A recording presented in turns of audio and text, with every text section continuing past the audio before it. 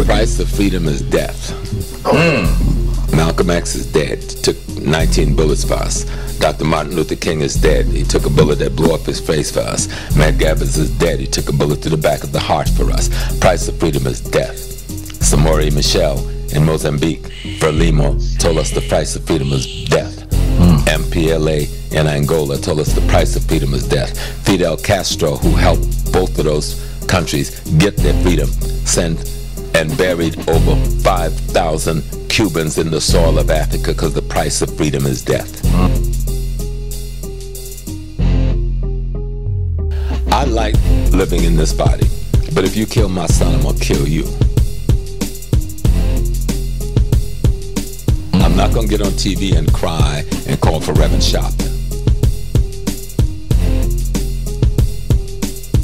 Quietly sit back, bury my baby, and then I'm gonna figure out how to kill you and your wife. And kill you and your children. Every black parent that have lost a child to the bullets of the enemy in uniform who's supposed to be your protector, you should go kill those enemies.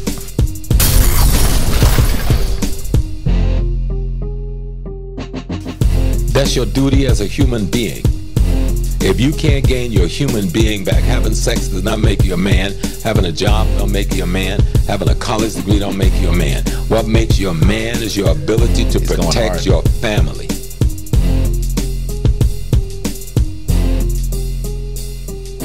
And certainly the Africans were here before the Asiatics got here.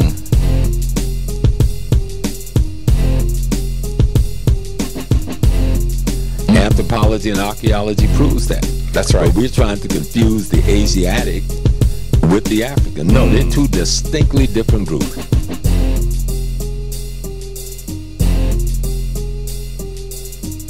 The people we call Indians is one group of people who migrated through the Bering Strait 10,000 or so years ago. Then you had Africans who came across in two different directions. One through the East Island chain out of the Pacific from Australia and those areas, and the main body came from Africa into South America.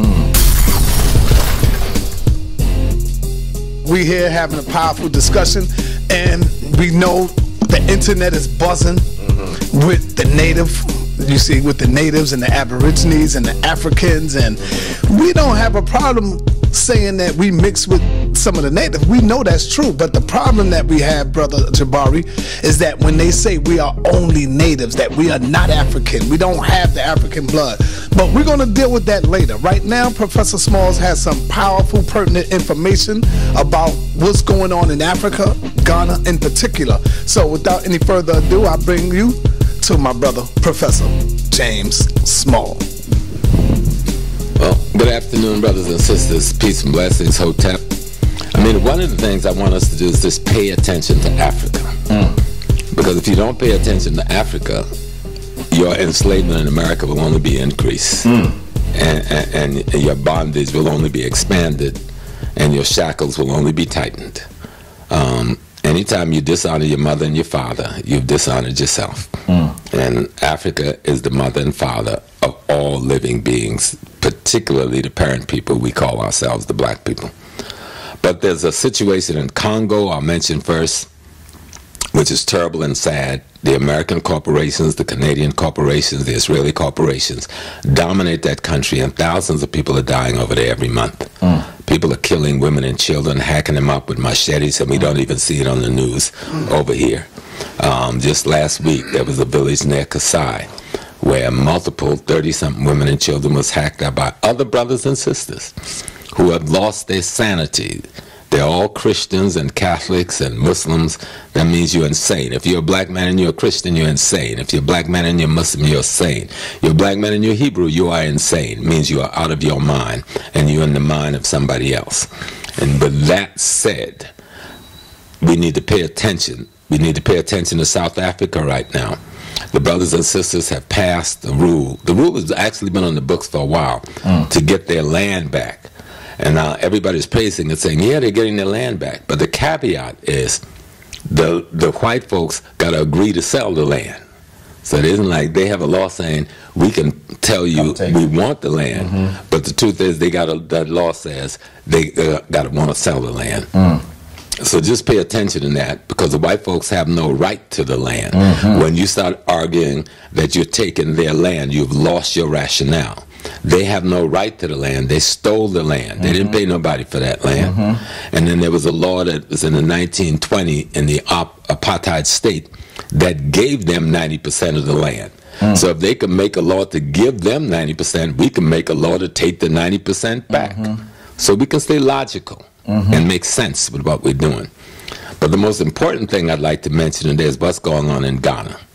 The president of Ghana, and they'll probably bomb me from the country, and the parliament of Ghana have completely lost their minds. Who is it? Nana Akufo-Addo, who appeared to be a very good man. I don't know him personally. I've met him. I know of him.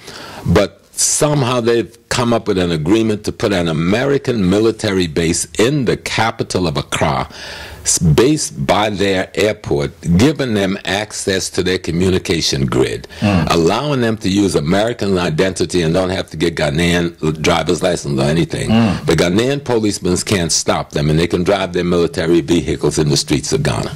That is total insanity. These are the people that overthrew Kwame Nkrumah, destroyed the nation of Ghana. You know, there was a time Ghana was making their own television, their own refrigerators. They had their own canning factories, their own shoemaking factories. America went in and destroyed all of it when they overthrew Nkrumah. Ghana had a nuclear power plant.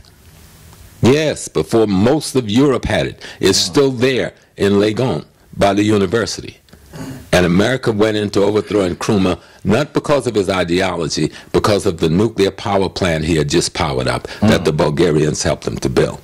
So the Ghanaian people are in the streets right now. There's a massive demonstration going on in Accra, Kumasi, Sunyani, and I think in the Cape Coast area.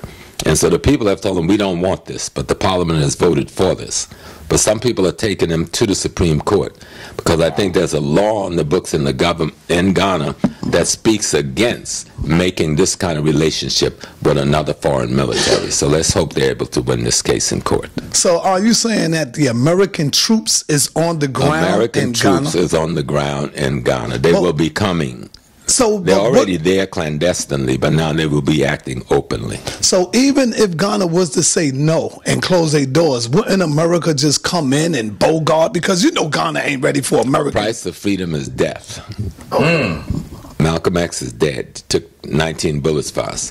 Dr. Martin Luther King is dead. He took a bullet that blew off his face for us. Matt Gabbers is dead. He took a bullet to the back of the heart for us. Price of freedom is death.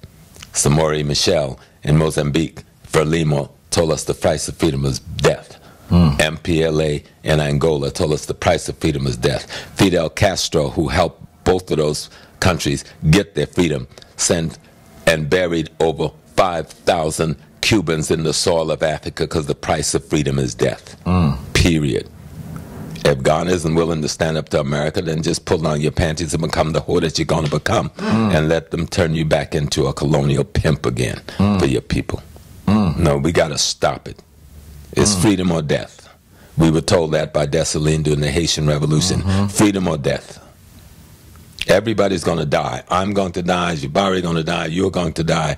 If we've got to die, let's live first. So that when we die, someone will say, those men lived for freedom. They lived for a better future for their people. They live for their great-grandchildren and not for themselves. You know. Yeah, it almost seems like everything these days, and I've been using it more as a teaching tool. I turn things back to even some of the scenes that we see in this film, Black Panther, and I remember the scene where the antagonist is about to kill one of the sisters that is a part of the elite military, and instead of begging for her life, she says Wakanda forever. It's a beautiful scene. I mean, in some ways it's mirroring what you're saying. You're saying my life is worth this idea that unifies my people. And that's really the highest thing. To give your life for your people is a blessing.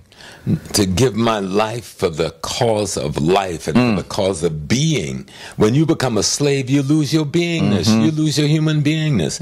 When you are under colonialism, you're a slave. And so what value is life? Except that it's lived freely. Even the very word freedom means liberated mind. So if you have not liberated your mind because you can buy some groceries and get a job, that's not freedom. You know, that's not freedom. Freedom is when I can realize my divinity unobstructed. That's freedom to me. When I can realize my divinity unobstructed, that's freedom. You know.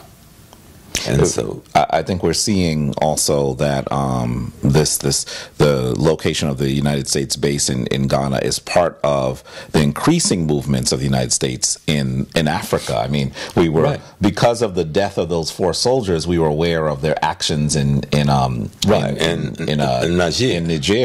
they have been in Niger, they're in Chad, they're in Mali, they're in not Burkina Faso. The French is in Burkina Faso. The French have got more troops in Africa than they've got in France. All right. The Americans is in the Congo secretly. The Portuguese still got troops in Angola. Those people have no intentions of allowing us to control our resources unless we intend to control our own resources. Now, I'm not going to be a beggar in nobody's street.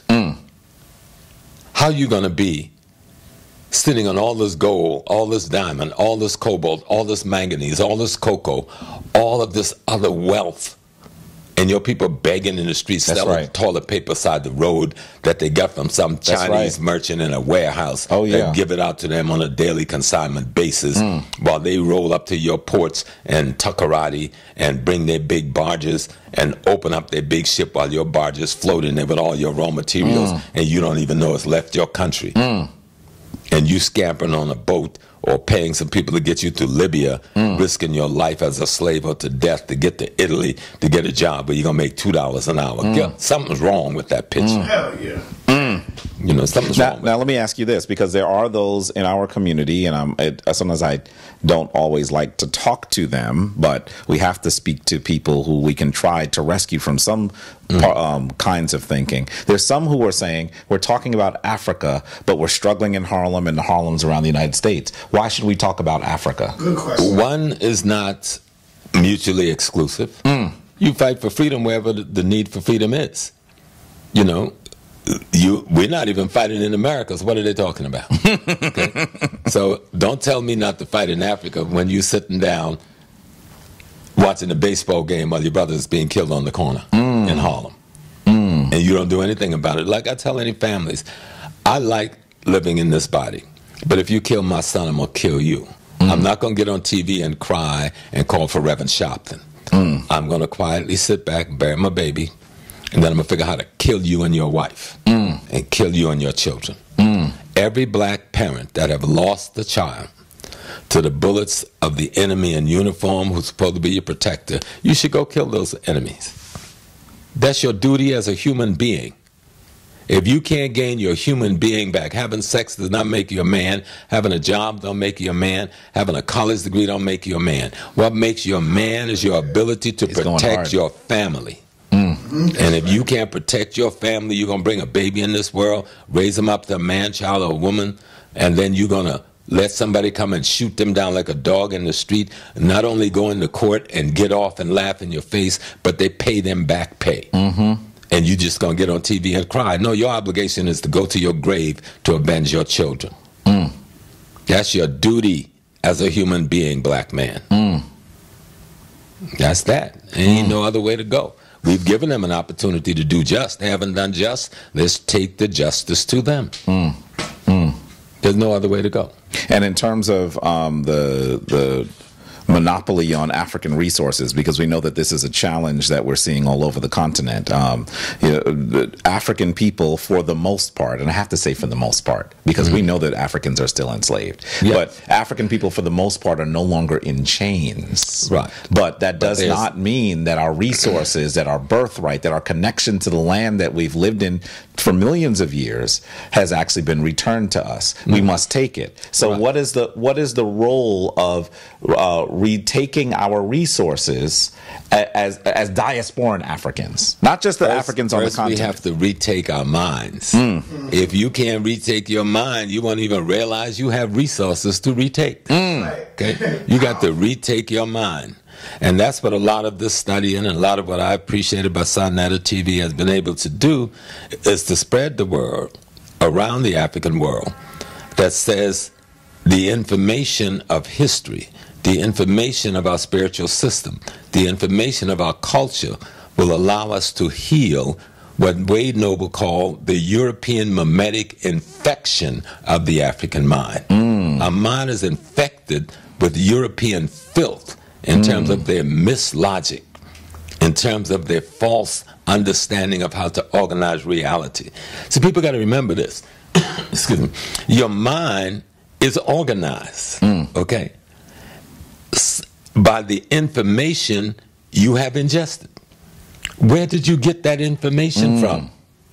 What and how was that information constructed that now have your mind organized? The white man's religion, his philosophies, his theology has organized our minds in such a way that even when our ancestors regurgitate up out of our subconscious, we kill it out of fear.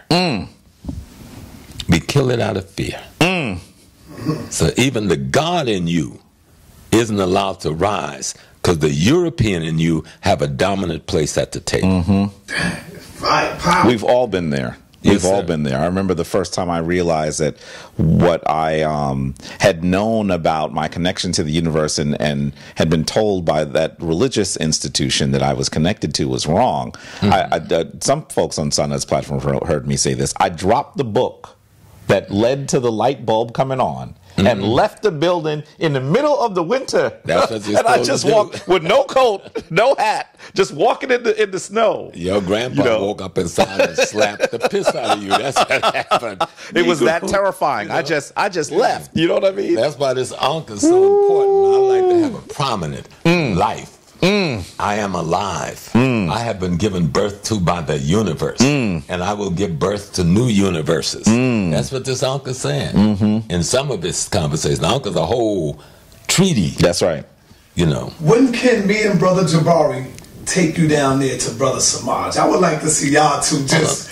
They haven't built on the platform together? They at least once. Yeah, at least once I saw. Yeah, me and Baba Samaj go back almost 50 years. Yeah. Most people don't know that. I had Samaj, Infadiji, and Professor Smalls. People still love that piece. People still love it. Every time I take those tapes, people buy them up. But the big thing is as we come to our subject that we're going to talk about, the indigenous and the natives and so forth, all of that has to do with freeing your African mind. What John Clark was telling us, Shashi McIntyre was telling us, Jeannie Bain was trying to tell us, going back to Sojourner Truth and Ida B. Wells. They were trying to tell us you got to free your mind. When you read David Walker's Appeal, read it. David talking about Kemet and David Walker's Appeal. They're all talking about freeing your mind. Dessalines and Toussaint was talking about freeing your mind. Defele and Cecilia Fatima in Haiti was talking about freeing your mind. They were able to fight the Haitian Revolution because they unlocked the white man's hold on the minds of the Haitian people. And until we unlock that hole, we don't even know we're supposed to be fighting. And they're still paying for it, too. Oh, absolutely. Because black folk around the world, Africans around the world, have not celebrated them and thanked them for their example to us. On how to free our mind. Still paying for it. Yes. Because what Haiti's taught us is you free your mind when you abandon the God of your enemy and return to that of your ancestry. Only then can you become yourself again.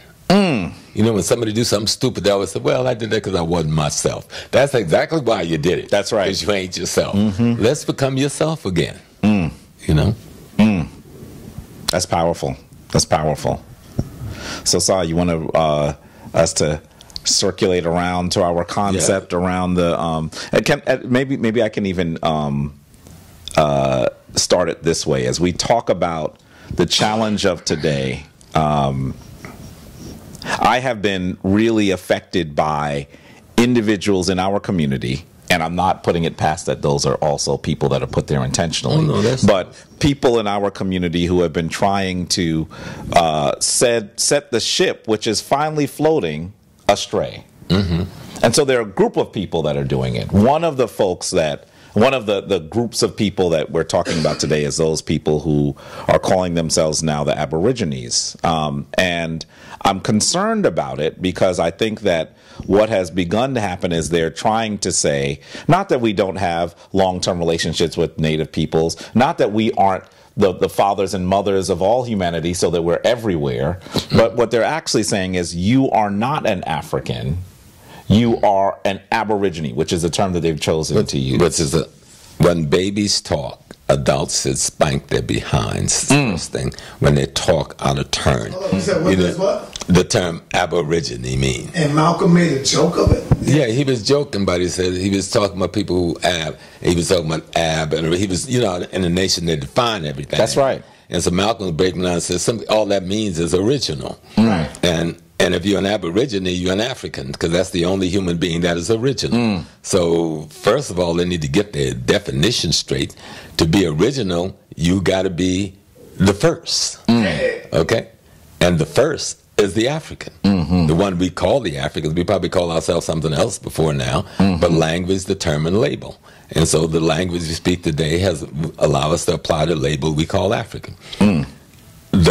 The whole world have scientifically proven that humanity emanated out of South Central Africa and then populated the rest of the world. But not out of Mesopotamia? Well, no. No, Mesopotamia is a baby that comes so much later in time.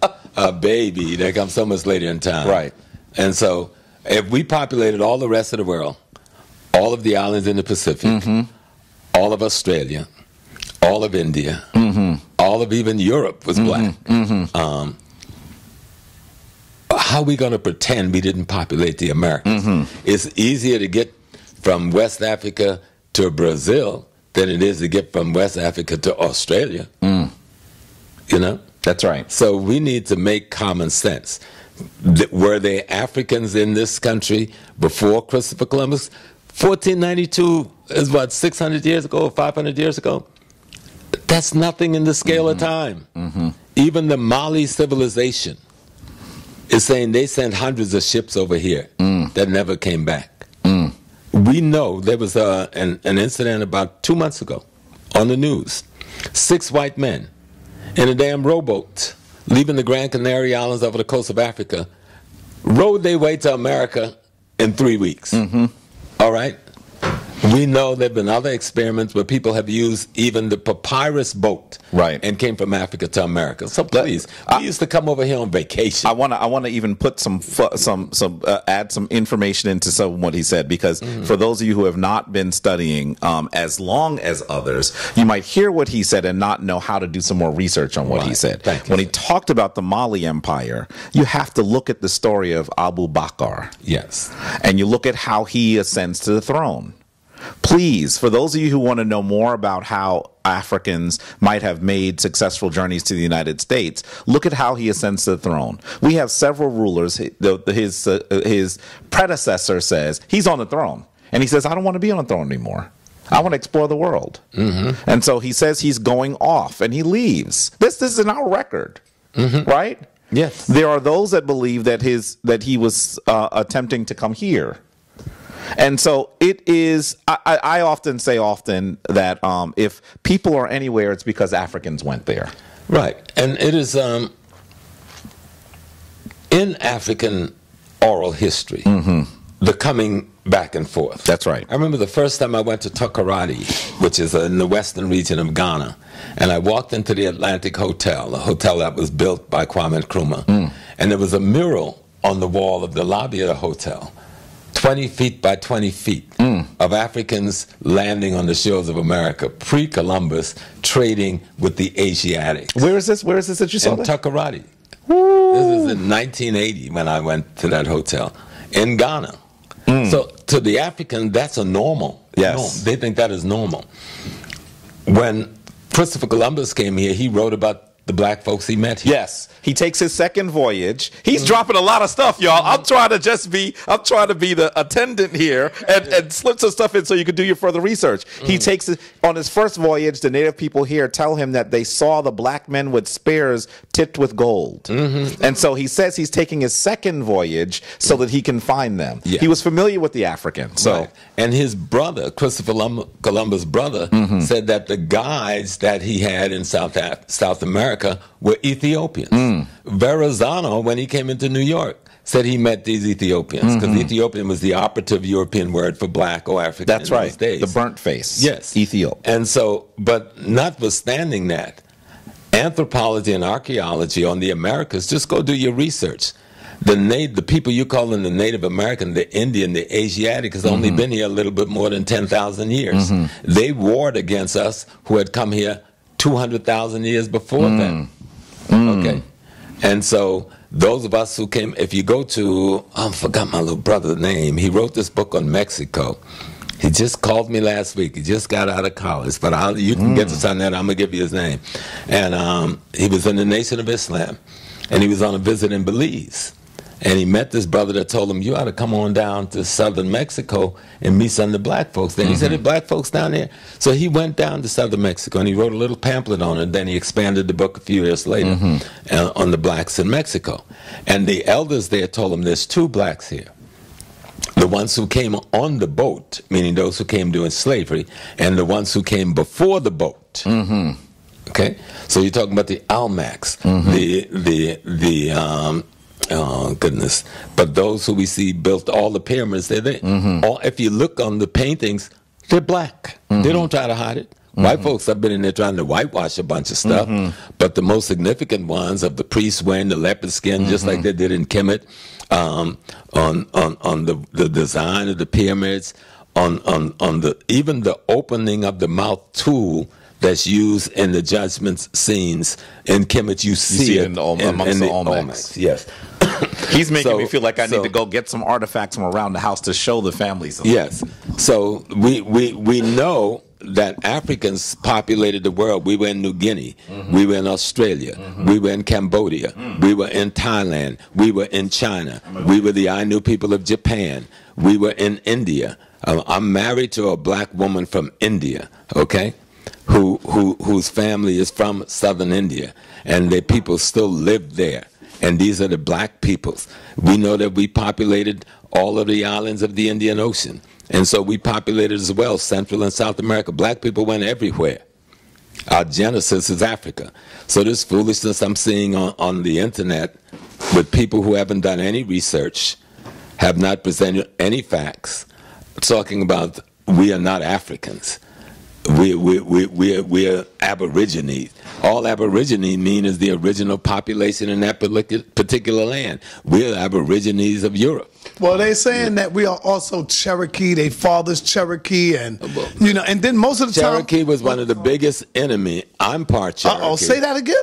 I did 5 years ago. We did our family reunion on the Cherokee Reservation in the mountains of North Carolina. That's my family. Much of the Cherokee Nation. There was only a small portion of the Cherokee Nation that even had any kind of positive relationship with black folks. Most of them worked with the white folks against black folks. Cherokee has been one of the most European-focused Native American nations in this hemisphere, and anybody can have that. I have people who are from the so-called Cherokee Nation. Much of what is called the Cherokee Nation today is a compilation of about 50 other nations from the southern part of the United States who the white man dumped together and called Cherokee.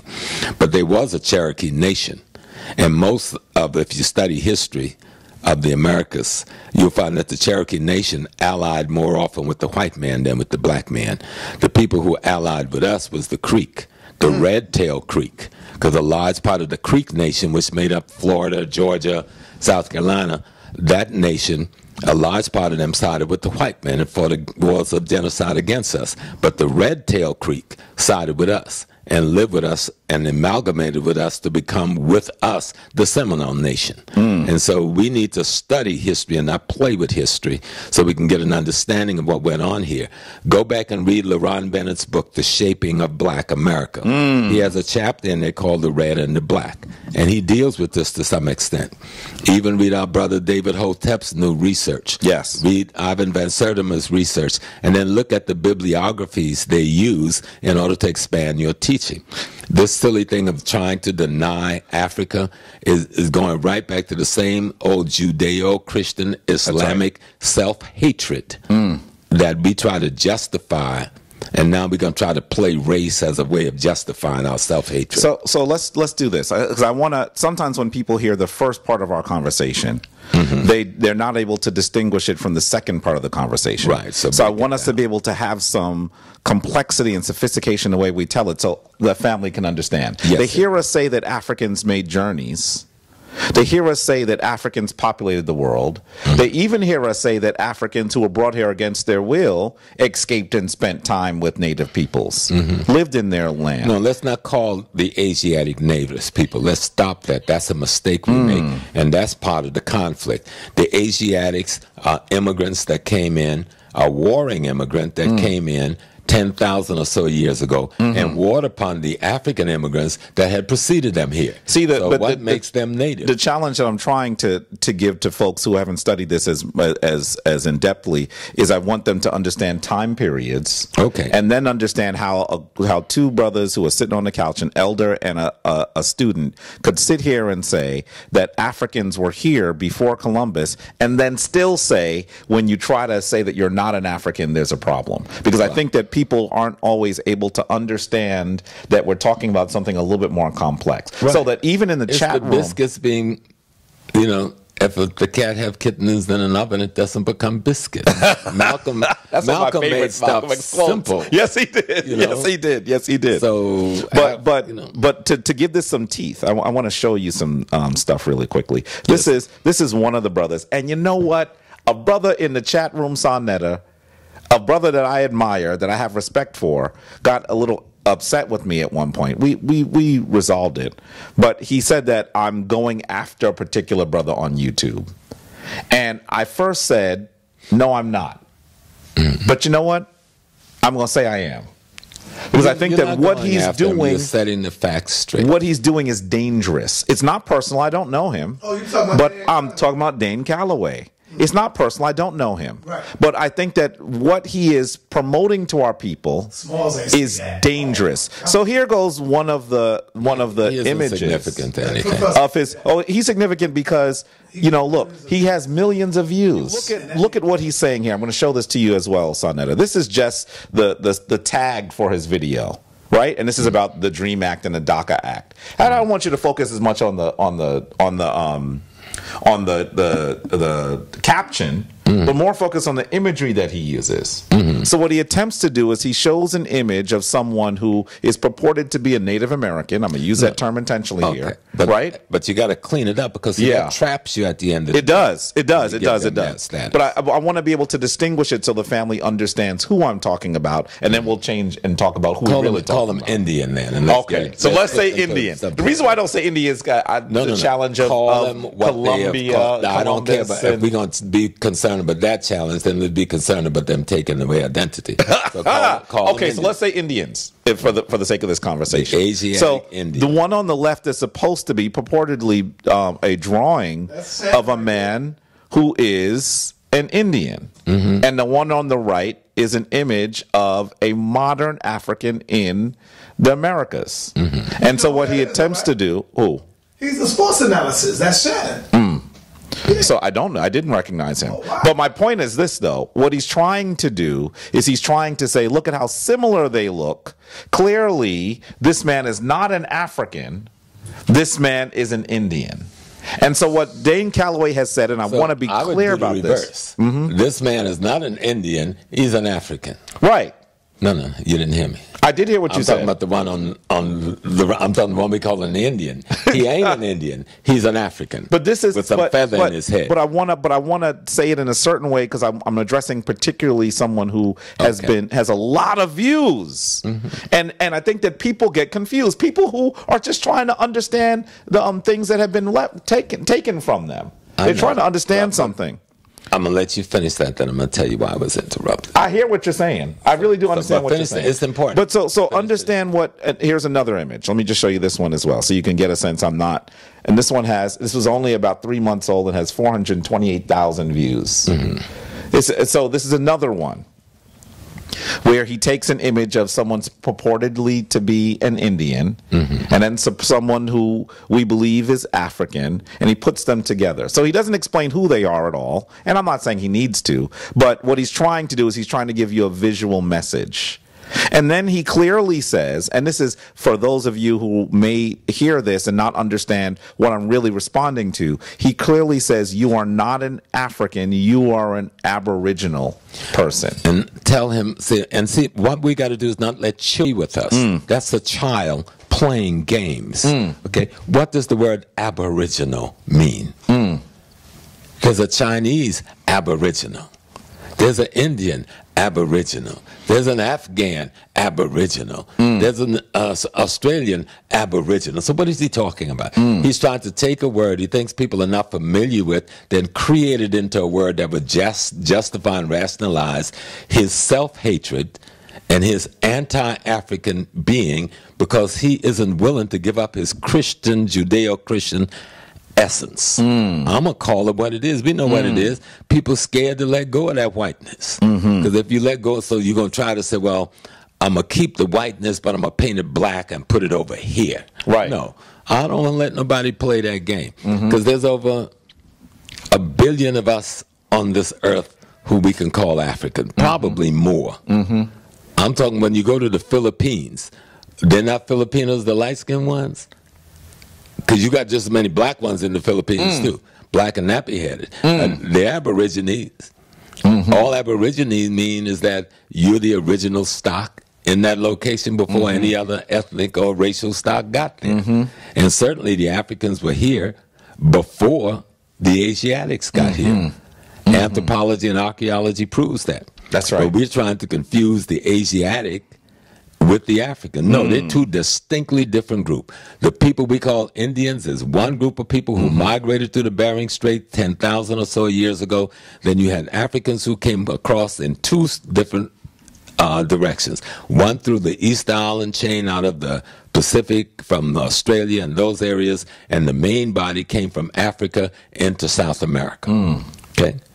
That's where you'll find historical facts, anthropological facts, archaeological facts. You're not going to find any facts for what somebody do playing with some pictures using computers because they're too afraid or because their ignorance of Africa or some Africans have offended them. And so now they've got to rationalize and justify in their mind and then use technology to try to rationalize and justify this in the mind of those who are less informed in our community. And what we've got to do is be willing to do our own research. That's right. So we can see the silliness of some people's behavior. And even if their intent was good, but whenever someone can get on the computer with all of the information available and do something like that, then I got to question intent. Yes. All content have an intent behind it. Let me say that again.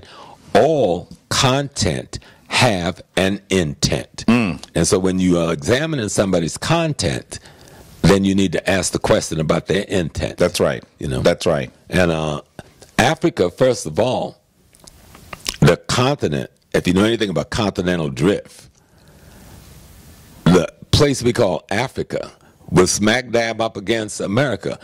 Guinea used to be up against Virginia. Okay? They found shellfish fossils in the mountain of Virginia that is only found off of the coast of Guinea.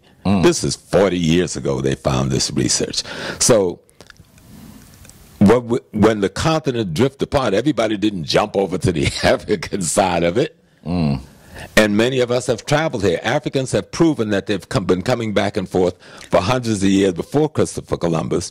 Right. Matter of fact, the young man who was Christopher Columbus' navigator comes from Elmina, where the first slave fort was built. And Christopher Columbus' father-in-law was the one that brought him back to Portugal. And he became the navigator, using knowledge from their ancestry on how to hit the Gulf Stream, the stream. See, you don't have to even sail here. Yeah. You don't even need the winds. The water current. You got to get in the right stream. I was in the U.S. Navy, and I sailed the Atlantic. And you know, you get your, I forgot what they call it when you cross the equator. And you get a certain certificate.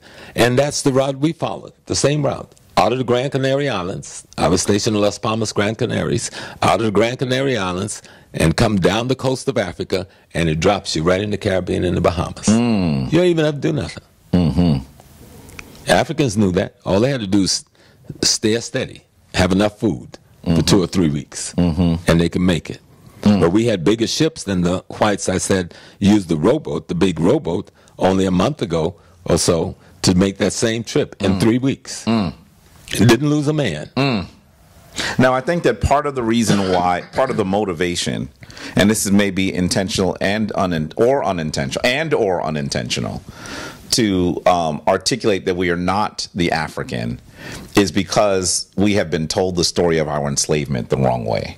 And so there are people who are still really dealing with the painful legacy of our enslavement. And we've been told that we were a conquered people. And basically the way that story goes is that white people finally came into their good moral right and let us go. Well, who were more conquered than those who were here when the white man got here? Well, let's look at it now. He didn't build no United States in Africa. There's no Washington, D.C. on the continent of Africa. There's no London on the continent of Africa. It's here in America. You talking about who was conquered? Oh, you want to be this person who was here when before the black man came on the ship? Then be that person.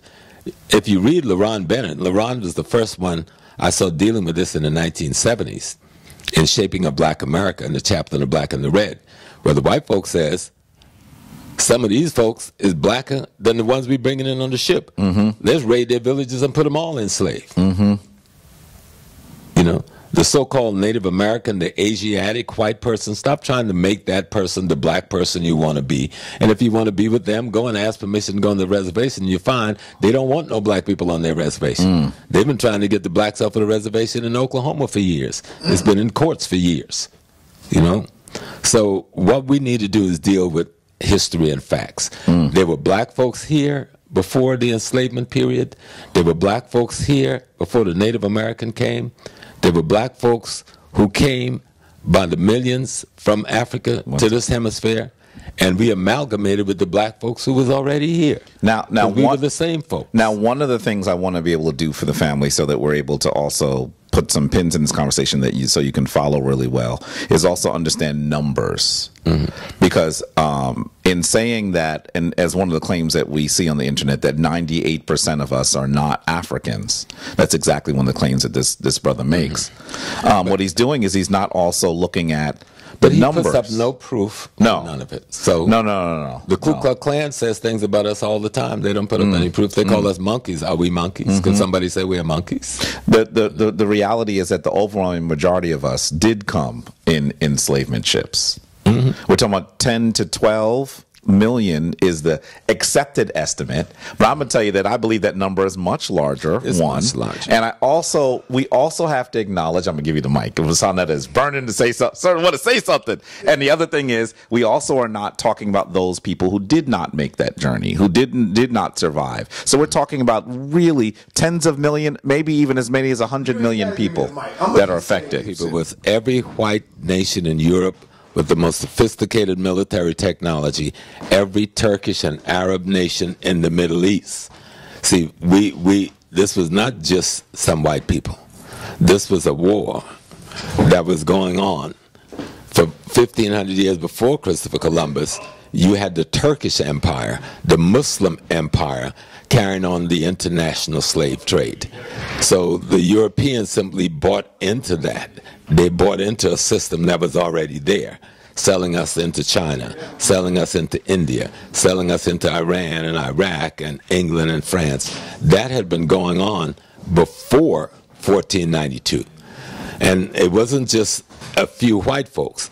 Every nation in Europe, armed with the newest technology of gunpowder, which Marco Polo had introduced them to coming from China, now creating cannons and guns, weaponry we never thought could possibly exist in the human annals, is now attacking the African world. And so you can't just, you got to take into account what's really happening. You're talking about France, Germany, Spain, Portugal,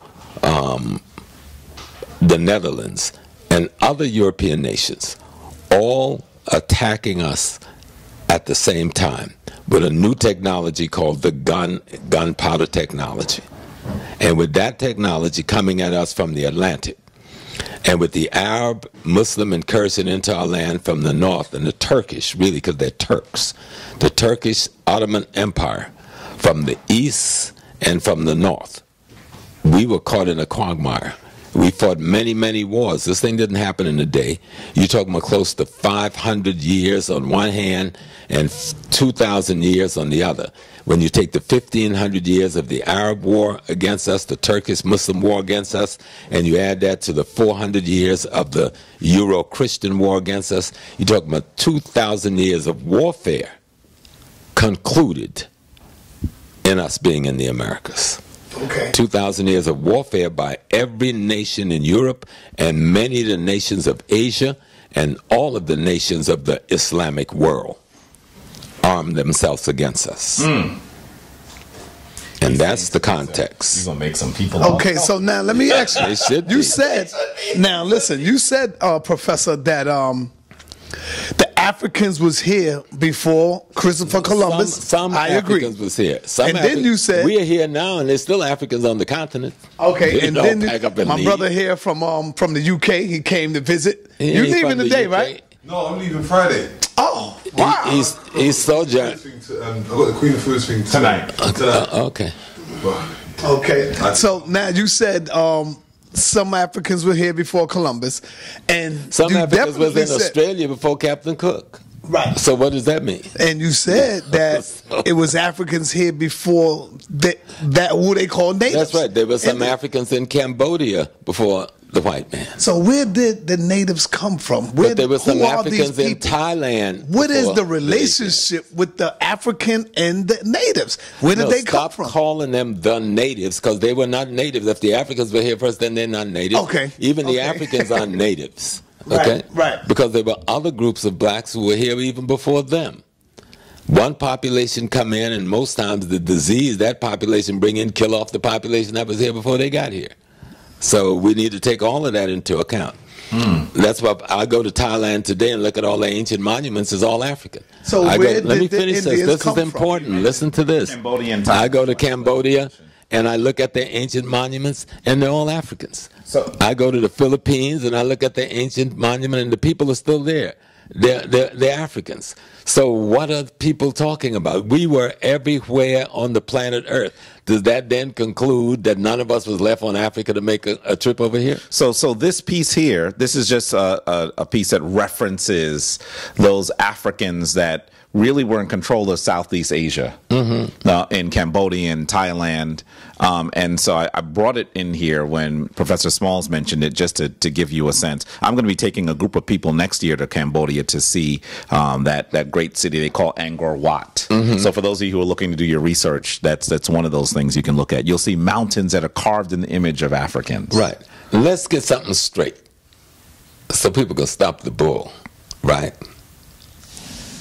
African, the blackest black, the black blue people you see in the Sudan and other places, that's the parent people for everybody else on the earth. Okay? So if you see anybody running around with the little light-skinned self like Jabari and myself, we're the mutation off of that black pool. And so anybody you're going to call native or indigenous or aborigine who was hanging out over here, they mutated out of something blacker than them, and it wasn't here. So let's get real. We got physical anthropology, cultural anthropology, archaeology, genealogy, and all of it tells you where man and woman originated. And it's in Africa. And then we populated all the rest of the world. The white man, and even the white-skinned Asiatic you want to call native or Indian, that's a newcomer to the human experience. They weren't on the earth long enough to have any impact on any civilizations. You know? I mean, the truth is they're like termites that just got on the scene. And people don't want to deal with that because, well, we are all human. I don't quite know that. I say all of them, you know, they are mutations off of that black blue man. There are children. There are children. And when we understand, you're going to tell me the mutation, even the dark-skinned mutation who was already here when the slave ship came with mutations off of that black gene pool in Africa. Stop playing with yourself mentally because you're afraid to escape Christianity, Judaism, and Islam as a mind control element. If you're not willing to give up your addiction to white people, you'll always be looking for a way to demean being African. And that's part of the challenge that we have, that people are using this. People are using this to demean their African heritage. They're saying that we're not Africans, to deny it. And sometimes I even wonder, Professor Smalls, now that we've heard about how foreign governments are involved in social media and doing certain things, sometimes I really wonder: is that really us doing that, or is there someone that they've got people out here? They've always had people out here. They've always put their ideologues out here. They've always put their historians out here to twist and turn. One thing the European understand: if the African people, and particularly the African in the Americas, because we've had such access to technology, and the Africans in Europe, where you have had access to this Western technology, they are deathly afraid of you regaining your African essence. Absolutely. In terms of consciousness. Absolutely. They're afraid. They understand that giant, unleash him on the world, it's over. It's over for you. It's over. It's over. And so one thing that they've been very good at is to control black media, is to control what's in black media, and they're now doing it on Facebook and on the internet to make sure that they train people to try to take over the dialogue. That's why I be careful in how we address people like this. Kick them in the nuts, because people need to understand. I'm not going to play with you. I'm not going to let you come with some little psychopathic child's game to stimulate weak people's emotion so you can then try to confuse a certain segment of the population, create a false narrative that then create a false dialogue that leads to conflict. I'm not going there with you. Now, let me say to you that the elders can speak so much more, frankly, than those of us age give us who are yes. Age give us, some things are so severely insulting to our ancestors. They absolutely are. That we have to speak in. They absolutely are. And when I tell people that I'm a defender of our ancestors, that's my duty. And when I get turned up because I'm saying that we're disrespecting our ancestors and people don't necessarily understand it, that's really what it is. I understand that people of African descent for the last several hundred years are at a point where we have not been able to truly recognize and appreciate our contribution, our action, our movements. And so when those people attempt to frustrate it, I rebuff them. It's not because I have any personal problems with them. No. They're still our brothers and sisters. Yeah. We still must love them. Yes. But we can't sit by and allow them to destroy do us. Things that are literally foolish. Yes. Because the technology allow you access to facts in a way today that you never had in the history of time. And for people to still be attacking being Africans, it is such a... Dr. Wade Nobles talks about this in his book, The Island of Meme. And what Dr. Nobles says, that black people are infected, that our mind is suffering from a European mimetic infection. And what he means is that the way our mind is organized to see reality is organized to see a reality that is anti-African. And even when you attempt in your conscious mind to do things African, something regurgitates up out of your subconscious mind and attack what you're trying to do with your conscious mind. Well, I already have one. Yeah, we'll at some point address the question of the Moors, because there's no distinct African people called the Moors. Right. That was just a label for African, just like we call ourselves blacks, we call ourselves Negroes. We call, all of it was an allusion to our black skin. Moors was come from the Greek root word, which was first applied in literature, as we never see this word in literature until we see it in literature coming from the Romans during the Roman occupation and conquest of West Africa, before the Muslims come there, by centuries. And so this it was just all they said, we went to the land of the blacks. Okay? Now, you know, they disagree with you when they say there was no people called the Moors. There was no, you know, Taj is one of my best friends. The brother Sabir Bey, that's my little son. Right. And we'll argue about these things. But see, there's no contradiction if we stop letting the label get in the way.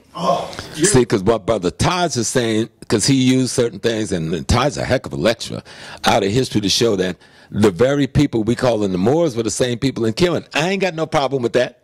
I totally agree with that. We getting confused on the label being used. And at the time in history the label is being used. The very people who make up the Yoruba were the people in Kemet. But we don't call them Moors. Okay? Same thing with the guys from Cameroon. Right. Same thing. England, that's what they would class them as a Moor. When they go back to their country, they class as their tribes. When the people from the Cameroon, when I look at just a little of diversion, but it's right on the same point. If you go to West Africa right now, the largest group of people in West Africa is called the Akans and the Yorubas. Do you know the Akans and the Yoruban is genetically 99% the same people?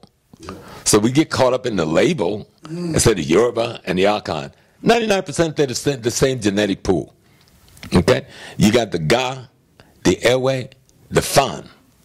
The Ga lives in Accra.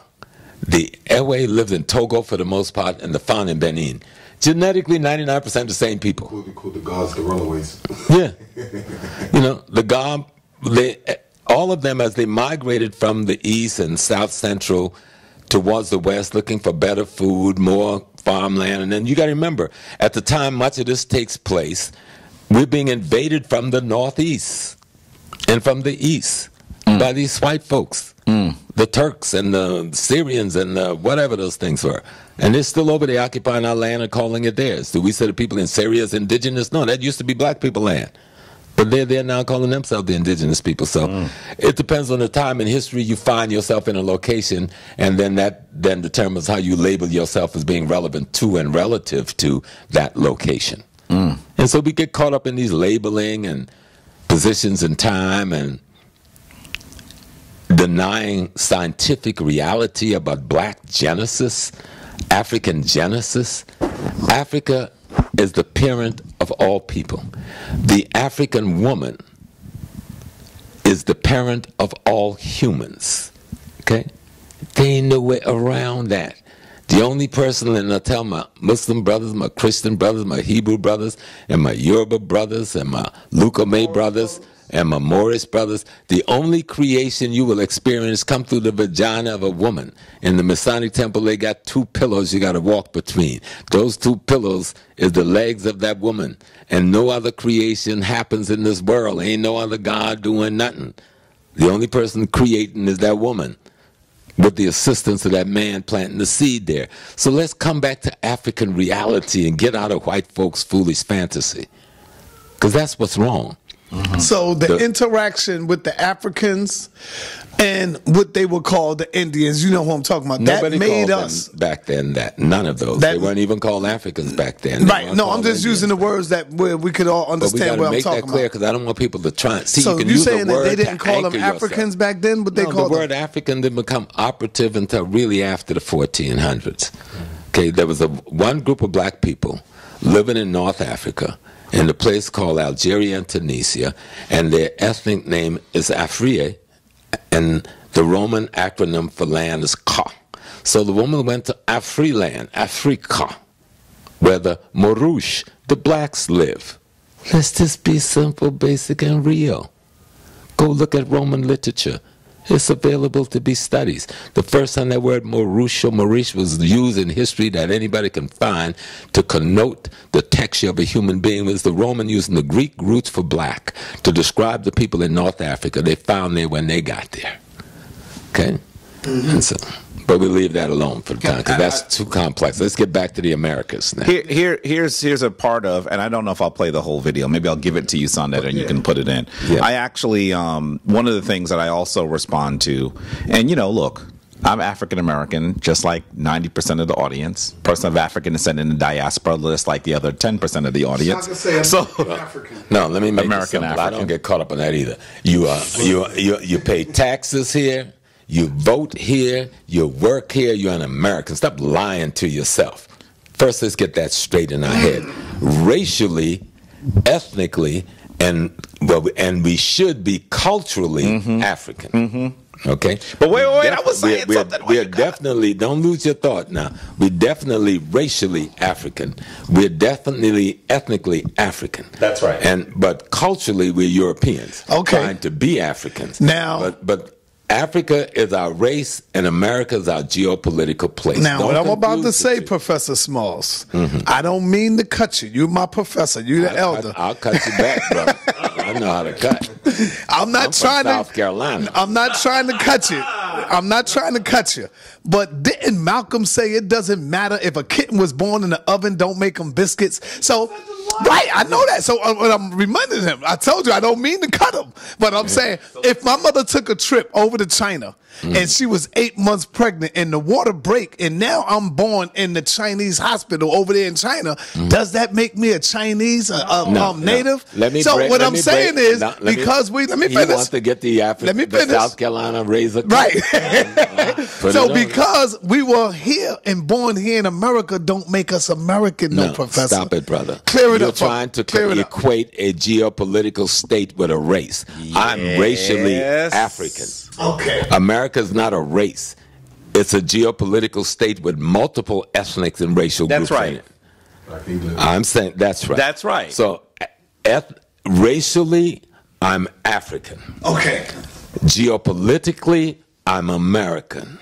Ethnically, I'm African American because I've evolved another whole culture to respond to my geopolitical location and the suppression on me that's different from the cultural ethnicity I brought with me. You can't And even say it clearer than that.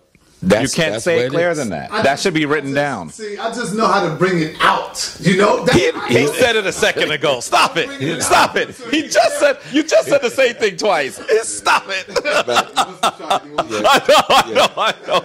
So, But here's where I want to. This is what I want to say. So I'm actually, here's another part of this that can sometimes be difficult, painful, but a reality that we need to address.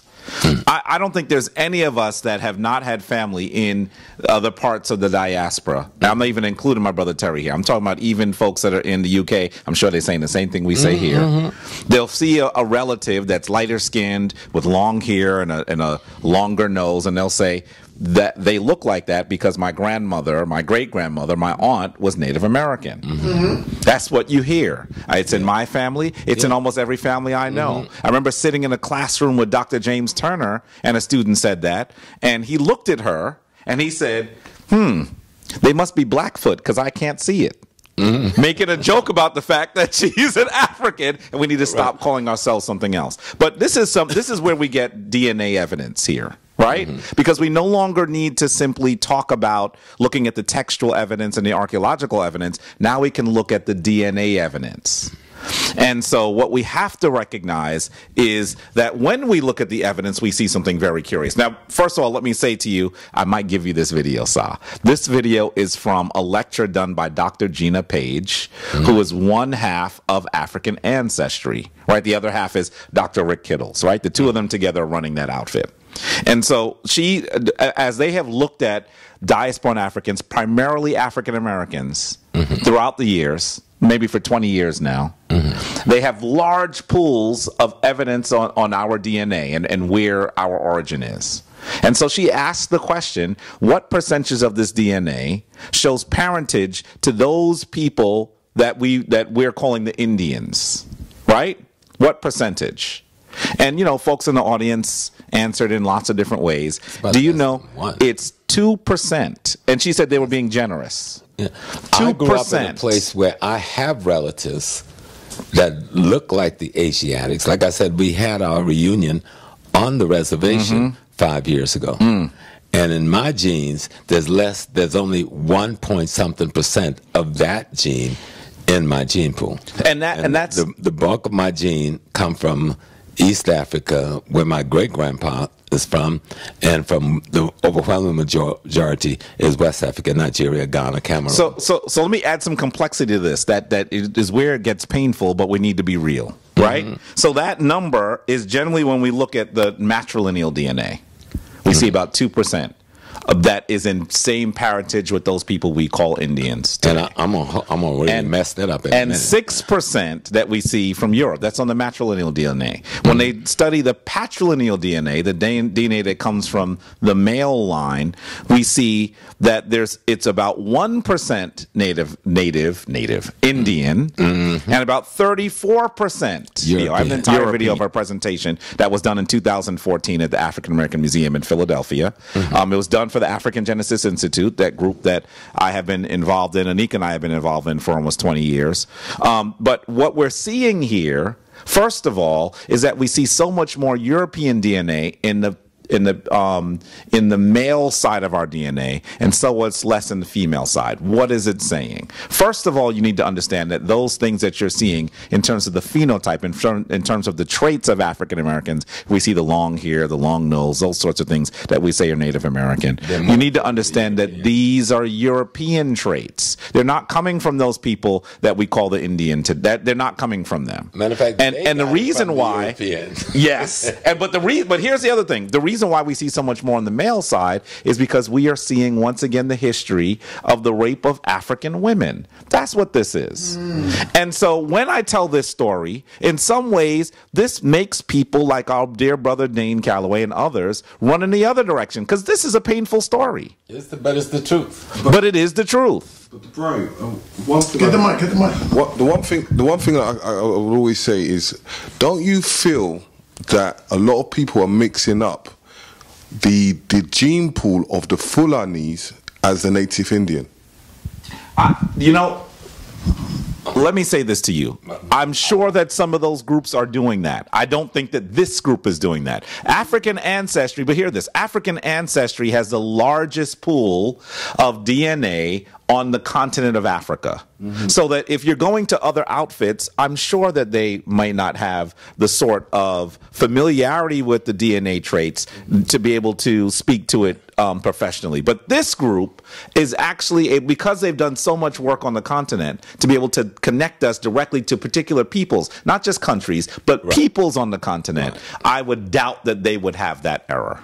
Because the Fulani themselves there's Fulani and Fulanis. Yeah. There's Fulanis that look like you. Yeah. There's Fulani that look like you. And there's Fulani that look like my wife, who's lighter than you with straight black hair. My auntie's one. So. Right. So Fulanis are not just one phenotype. Okay, they go to scale of being African. We tend to see those kids standing side the road in Ghana from Mali, and they was, well, those are the Fulani children, and they got the little straight hair. Yeah, but there's also Fulani that's darker than you. Yeah, hair I understand that, because my cousin is really, really light. Right. He's really like almost, you would say he's mixed race. Right. But his mother's Fulani. His father, who's my uncle, is Yoruba. But remember, the Fulani derives from the invasions of an occupation of the Roman armies, the invasion and the occupation of the Visigoth Germans who were there. See, because we think of North Africa, and we only think of that Muslim period during the Ottoman Turks and the Moors. Remember, there's two white occupations that last for almost 1,000 years before the Islamic occupation. Yeah. And that's the Roman occupation, and that's the Visigothic occupation coming out of Spain, the Germanics coming out of Spain. These people are driven out finally by the Muslims who are coming out. Most of the Muslim army that would make up our allies, and then they would then become our enemies, was first from the Turkish Empire coming out of Iraq, and then from Yemen. Because I will go on the terms of if you go into Nigeria, for instance, and you see what's going on, and if you understand the war that a place where they call Sokoto, which is the Hausas empire, and the Fulanis came into the houses and migrated themselves within the houses. That's why the house limitations have gone down and the Fulanis have gone up. Right, but remember, we just have to make sure we define who the Fulanis are. These are the children of the Romans and the Germans and the Visigoths mixed with the Africans. And during that period of the 1500s through the early 1800s, you got the West African jihads. And the Fulani with Shehu and some of the others and Ahmed, they're carrying on a war trying to conquer the indigenous people of Western Africa and force them onto Islam. And then we get this massive Fulani empire because you got Fulanis, because there was a whole Fulani empire there in the early 1800s rather. And so now we're seeing these ethnic groups trying to reestablish themselves because of what was happening in the Middle East, not knowing that what was happening in the Middle East is all born in Israel and the CIA and the Mossad and M16 out of England. Yeah, because this is where I was trying to showing you the forms of the migration. Because when you understand that once the Fulanis got into the houses, now there was another war that came along, which is in a place where they call Ilorin, and that Ilorin war was against the Yorubas and the houses, backed by the Fulanis. And then this is when the Portuguese came along from the coast, to able to sell the arms to the Yorubas, to able to fight until they had a treaty. So, and the people were looking for any way to protect themselves. But the Fulanis, again, just to establish them for who they are ethnically and genetically, they're already mixed with a European population. They are not an indigenous African. That's what I'm trying to say. So when you get the straight hair and you get the kind of light shades, there's a possibility that this can be infiltrated into the gene pool before they became the slave. But keep in mind, we're not talking about phenotype here. We're talking about genetics. So that when people are actually able to do research into the groups. Because there's some people, they will say they're not going to do the DNA because they feel that they're not Giga. Okay, I want it as closer as possible, because even on the times of when the Portuguese went into is it Angola? Yeah, Angola, where they took the most of the people to Portugal, trained them up, and then brought them back in forms of faith. Right. And in that persona is, you will see in a lot of old photographs, you will see the mixing happening from there. Right, but just remember, Portugal don't even come into existence till the 11th century, 12th century. They're just a little piece of crackers that the Moors made a mistake and thinking because some of those families allied themselves to them and said, we're going to give you a little piece and you all have your little kingdom, and they created their own demise. But it's like that whole El Cid story. When I watched the first movie on El Cid, he's a white man, but El Cid was really a dark-skinned Arab man, probably a black man who had switched sides and became a Christian. So, but that's why history and the study of genealogy has to be partners. They must have a relationship. And even talking, to bring it back to what we were discussing about the Americas and who we are in the Americas. There were Africans here before Christopher Columbus. There were Africans here before the Asiatic, who we call an Indian. But they were Africans. See, and that's the point I'm trying to make. It doesn't matter when we showed up here. We've been here from some, Mom and them had a way of saying a long time you can't remember. So he said, we've been here since Binya Binyanda. And Binya Binyanda is longer than anything you can measure. So we were always here. But we were always in Europe. We were always in China. We were always in Cambodia. So trying to make a peculiar case about some particular black folks being here is ridiculous. Because I always believe in that sometimes we go a bit far back, and a lot of people get lost when we go far back. Yeah. So I always try to bring something much more closer. Oh, no, I like the Fulani because most people don't even know we have a people called the Fulanis. Yeah. And they don't know the relationship to the Fulani people to West Africa during the period of enslavement, or those wars that took place that we were engaged in during that period, that end up with some of us being sold as prisoners of war to the Europeans because we had nothing else to do with our prisoners of war who had attacked us from the north. There are some shrines in northern Ghana that the Gumbo people have of the Arab and Fulani raiders. And what the shrines are, when they killed them, they buried their swords and their horse bridles and saddles as a shrine, and did libations and other kind of rituals to keep them from coming back. And you can go to those shrines today and see the metal parts of those things still exist. So, but I would like a better introduction, though, of our brother from the UK who have joined us. So we know I want him, listen, introduce himself. Yeah. So we know who we are. First of all, you should just know that he has an incredible platform as well, Black Ice TV. So Have you ever been out there to see? I didn't meet him there, but I did go. We look after them all. Queen of Phil, Anthony Browder, Ronco Rashidi. No, I heard about this brother. He said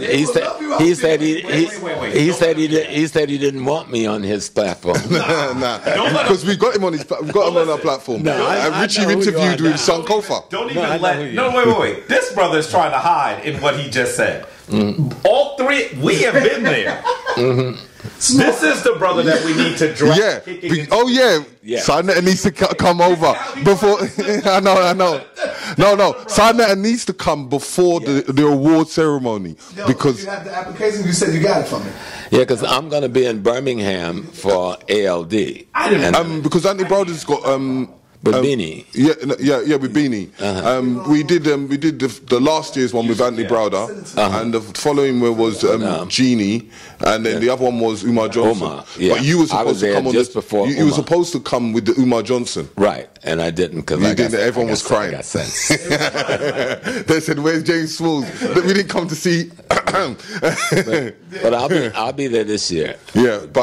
I'm always there because we do a lot of the filming over there. Okay. And as I said, it's for me, my background is why it gives me intensive work, is understanding that I do a lot of research for people behind the scenes. I don't really put myself in the forefront, and I do tours. But I always welcome people that come from the States, and we host them in every aspect. So let's come back to where we are, because the spirit needs to be fed, but it needs to be fed. Now, Jabari, bring us back to this American discussion. Yes. We got to make sure we seal this up nice and package it nice. Well, I think that what we need to do is we need to just recognize that it's critically important for us to reconnect ourselves to the African continent. And there's no way for us to be able to really become the global powerful people that we need to become if we don't do that.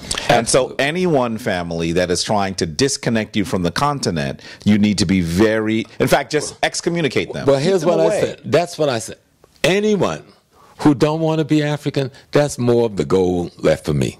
All right? That's what I say sometimes. That's more the cocoa left for me.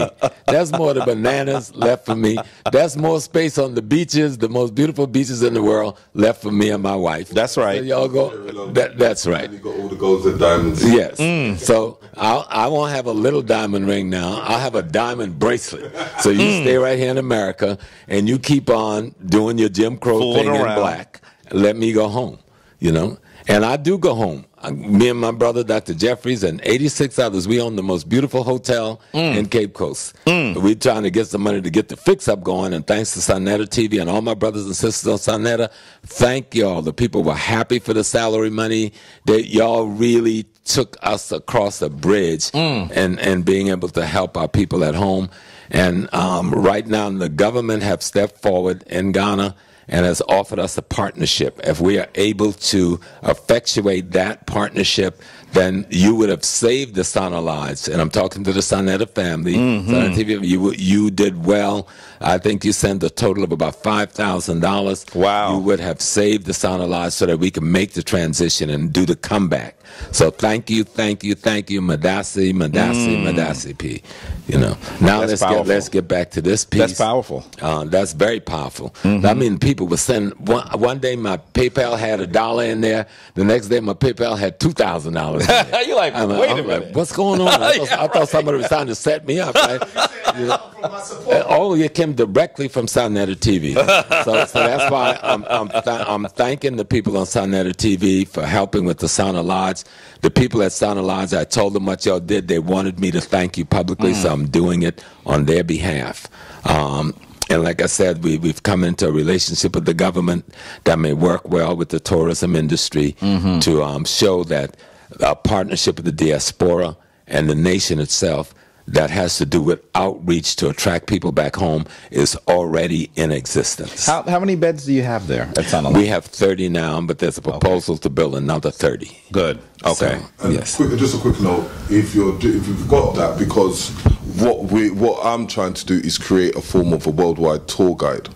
So all people from doing tours and information and all that kind of stuff. So it is a hotspot. So if you've got a hotel, it makes sense for people from the Americas or from the Europe to able to come down. That'd be the anchor. Yeah, anchor. So what I do is I behave like the spider in the web. Okay. I'll give you my cards, because I also have a tour company, Cultural Heritage African Tours, for the last 30 years. So that's why I'm trying to bring them all together, because I spoke to Ronco Rashidi about it. Okay, beautiful. Beautiful. Oh, yeah, absolutely. So we can work. So let's tie up this America's thing. So finally, and so what I was saying is that we need to be very cautious about those people that are trying to disconnect you from Africa, those people that are trying to tell you that you're not an African, and even those people that are telling you that the majority of our people were actually, that the people that we are now are not the relatives, the descendants of those people who were enslaved. Part of the reason why that narrative has become so popular is because we actually are at a point where we still haven't told the story of our enslavement properly. Right. And that's the challenge. And because people are afraid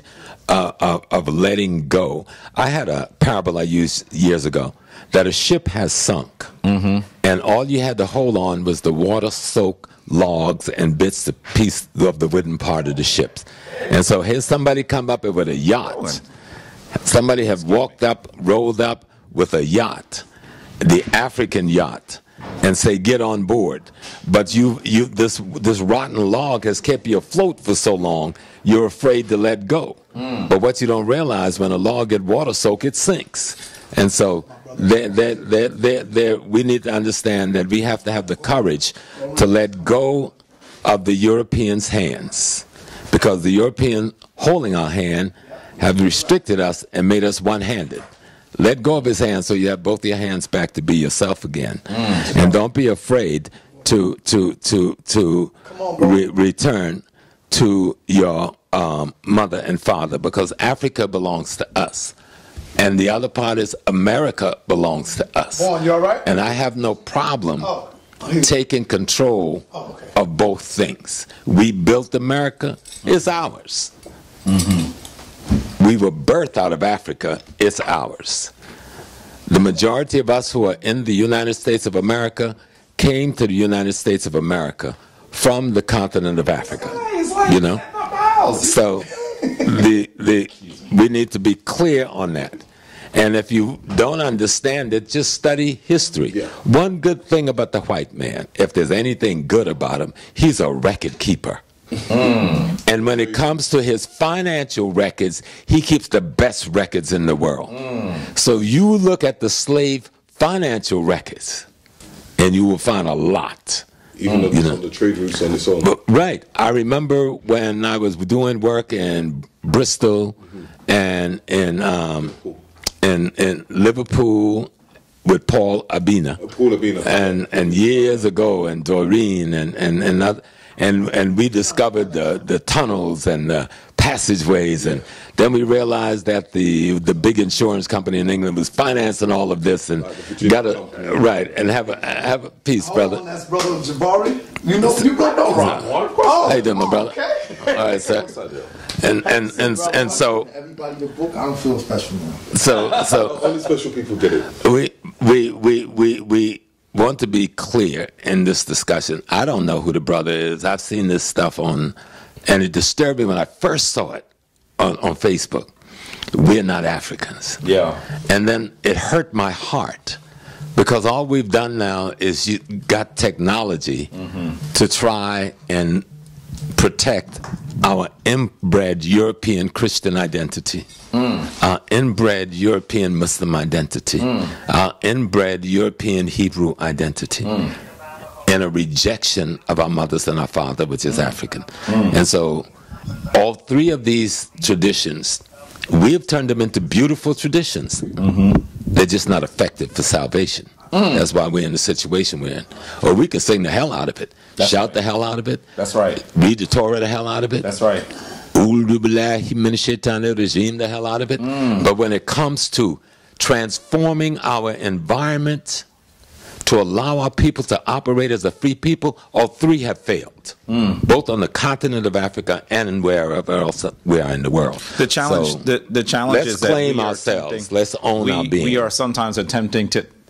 Go ahead, finish. We are sometimes attempting to tell people. We are sometimes telling people that they have to use the very things that, the mechanisms that put them into chains to get them out. to get them out. And it doesn't work. And so if we are going to once again become the people who we were when we were at the forefront of human civilization, we should simply look at what we did when we were. I mean, that's just as simple as it is. I mean, let me just correct a little something. I like to correct little things. It's not when we were at the forefront of human civilization. We're still at the forefront of human civilization. If we look right in this room right now, without a Ghanaian scientist, we wouldn't have an internet. We can take that computer apart, and most of the things that make the cyber world exist is African. If we look at the American space program, remember that movie Figures, I think it was called? Hidden Figures. Hidden Figures. Take those black women out of the Story of the occasion, computers. and they're still sitting on the ground with their rockets crashing. Yeah. And we can go right that through anywhere in the world, from the UK to the Caribbean to the continent of Africa.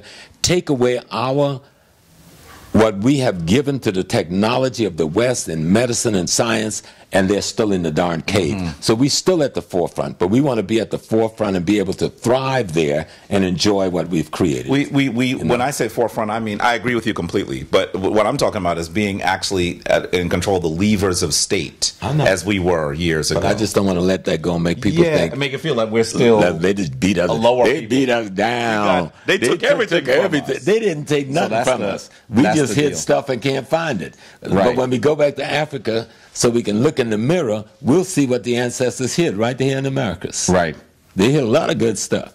Right. You know. All right, brothers. We only got to 1:30. Y'all said y'all leaving. We got to roll.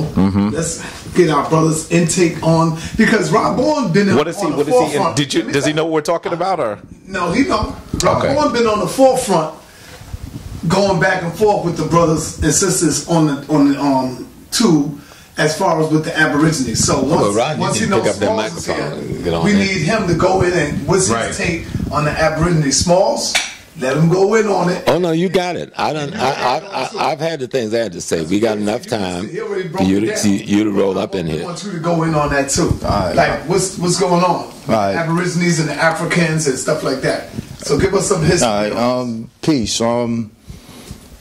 What troubles me about this is the fact that I happen to look on there like he did, and I see this man, Dane Calloway, and I'm looking and I'm like, Africans aren't African Americans. So I passed it. Then just being, on our Google Hangouts and stuff like that, I'm starting to see a bunch of people saying this. And I'm like, so what I'm looking at is, I think it was like a summer ago, we was debating a person saying that Nat Turner he wasn't African. His artifacts were stolen, and they're trying to hide the fact that you're native. Harriet Tubman is not real. Every organization that we have is a fraud. Is fraudulent. And the thing that drew me over the line, they have a map that says the African slave trade is in reverse. Yes. That just did it to me. Yes. Once I saw that, CIA stuff. I'll show you the image. once I seen that, I was like, okay, why is all these millions of people watching these people? Because we've been effective. That's right.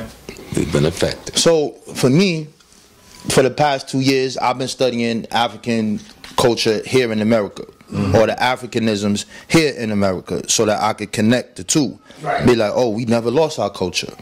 So for them, one argument that I came here to do a little display on, if we have time to do that, is the term African. They'll say that we never used this term African until the 1900s. I'm like, 1900s? You heard me? No, that's late. Yeah. You so when we look at this, their argument is based off of reclassification in the census. Yeah. So I'm gonna give a brief thing because I have to do this on a presentation. It's too long to do it.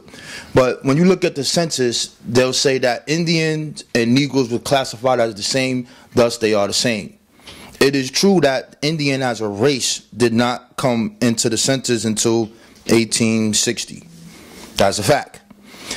What they are not understanding is why. And they're not understanding the history of the census. The census was not designed to take the whole enumerate the whole population. It was only designed to enumerate those colonies that they were in control of. So in the Constitution, it specifically state that Indians are not to be enumerated at all because they weren't a part of the nation. Exactly. So there's 3 different things that this takes place. It's a political thing to represent the representatives. It's a thing that deals with taxation and who to tax. And these people as a whole wasn't all property because they didn't go past certain frontiers at that specific point. So when we see that they didn't go past that, this is why they're not there. When we look at Thomas Jefferson, just a brief thing. When we look at Thomas Jefferson, he solidifies this in his query form that he fills out. And he would begin to state that the Native Americans that are on his frontier, he looks at those people as being Indian because they're fair-skinned. The people that's in Virginia who are dark-skinned, they are the wretched of the earth because they are contaminated with African or black blood. So then comes the one-drop rule, and then it's too deep to go into. I just want to put that out there for those brothers. The purpose of the census was not to enumerate the whole entire population. So to deal with the term African, where are we using this? We have our first mutual aid society called the Free African Union Society. This is 1780. We have the documents. His name is Newport Gardner. And what he does is he has one of the second Back to Africa movements. So here we have them petitioning or asking the government to go back to Africa. Here we have this man is a teacher in the Free African School. This is the name of these organizations. This is the 1780s. You want it. So this is the Free African Union, Free African School, and he was a musician and he kept his name. So they also have something where in Rhode Island, where this person is from, called the God Little's Acre. And this is their burial ground there. That's not the oldest that we have, but it has the oldest headstones there. And on these specific stones, these people have their Akan names on the tombs. As if the same as the people named their name after the week, with Tiki, Kuki. I can show it, I have it. That's why I'm right. It's all there. So we know those people knew who they were and knew where they came from. Another burial ground dealing in that same Pacific region in New Hampshire, we have 1801, a Pacific name, Free African, slave in America, 1801. So just to go more in deep on this African term, I have to get this to their head. This is before there was a census. The census was created in 1790. This is 1790. I just told you about 1780. The first person with the first Back to Africa Union movement is Prince Hall, who's the founder of the Black African Lodge. Free African Lodge. Free African Lodge. And he wrote the Boston Plan. And the Boston Plan was to try to migrate back to Africa. So when we get to look at this, and you saying that these people didn't do this, it's like you're trying to erase this. And when you try to erase that, you erase our Holocaust. And because you don't want to be a slave. That's so right. Or you think that we were punks. That's right. That we just laid down. That's right. And the fact of the matter is, we have over 500 rebellions documented on ships before we even came here. That's right. And we have hundreds and hundreds more here that no one talks about. Exactly. He said what you said. Remember what I told you? I said, yo, I don't believe we had that many people came over here. Shoot. Smalls went in just before you got here. He went in and showed how. Same thing you said. And let's go further. One of the things that we don't even recognize. One of the things we don't even recognize is. One of the things that we don't recognize is even the first European settlement in the United States was destroyed by enslaved peoples. So this is why I say that we've been told the story of our enslavement the wrong way. That's the reason why we have the shame for it. I mean, we actually see folks like, and this is not an insult to Brother Snoop Dogg. There's reasons I can critique him, but this is not one of them. But when he actually heard about the television show Underground, he said, why do they keep doing this? They want us to still be slaves. Let's stop this. Let's get away from this. And he was really, what you were hearing was pain.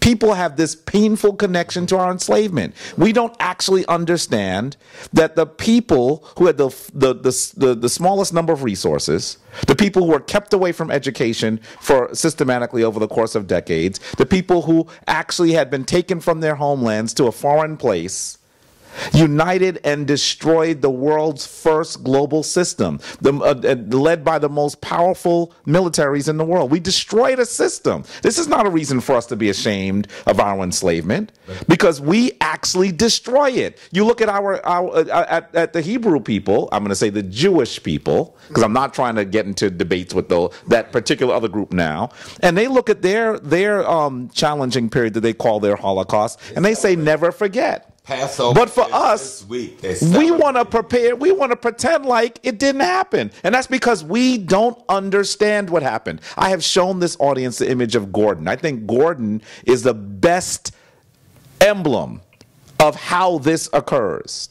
An African man who travels barefoot, mostly at night, for 7 to 10 days to escape. And as soon as he gets to the Union lines, he doesn't say, this is the man that has all the lashes, that has borne the lash on his back, the most popular image of our enslavement. He doesn't say, you know what, I'm here, I was in hell, now I can rest. He says, give me a uniform and a gun, because I'm not free until we're free. And he goes back to the very place that he was enslaved. And when the Tom who, the European, was killed, that was in that particular part of the army that was there, he leads the army, the force, to free the place where he was enslaved. This is the metal that we're made of. This is what we did. If we knew these stories, we'd be proud of those people who were enslaved. Let me add one piece that we could never forget. You can't forget the psychological damage of slavery. Not just of slavery. Because see, when we came out of that so-called slavery thing,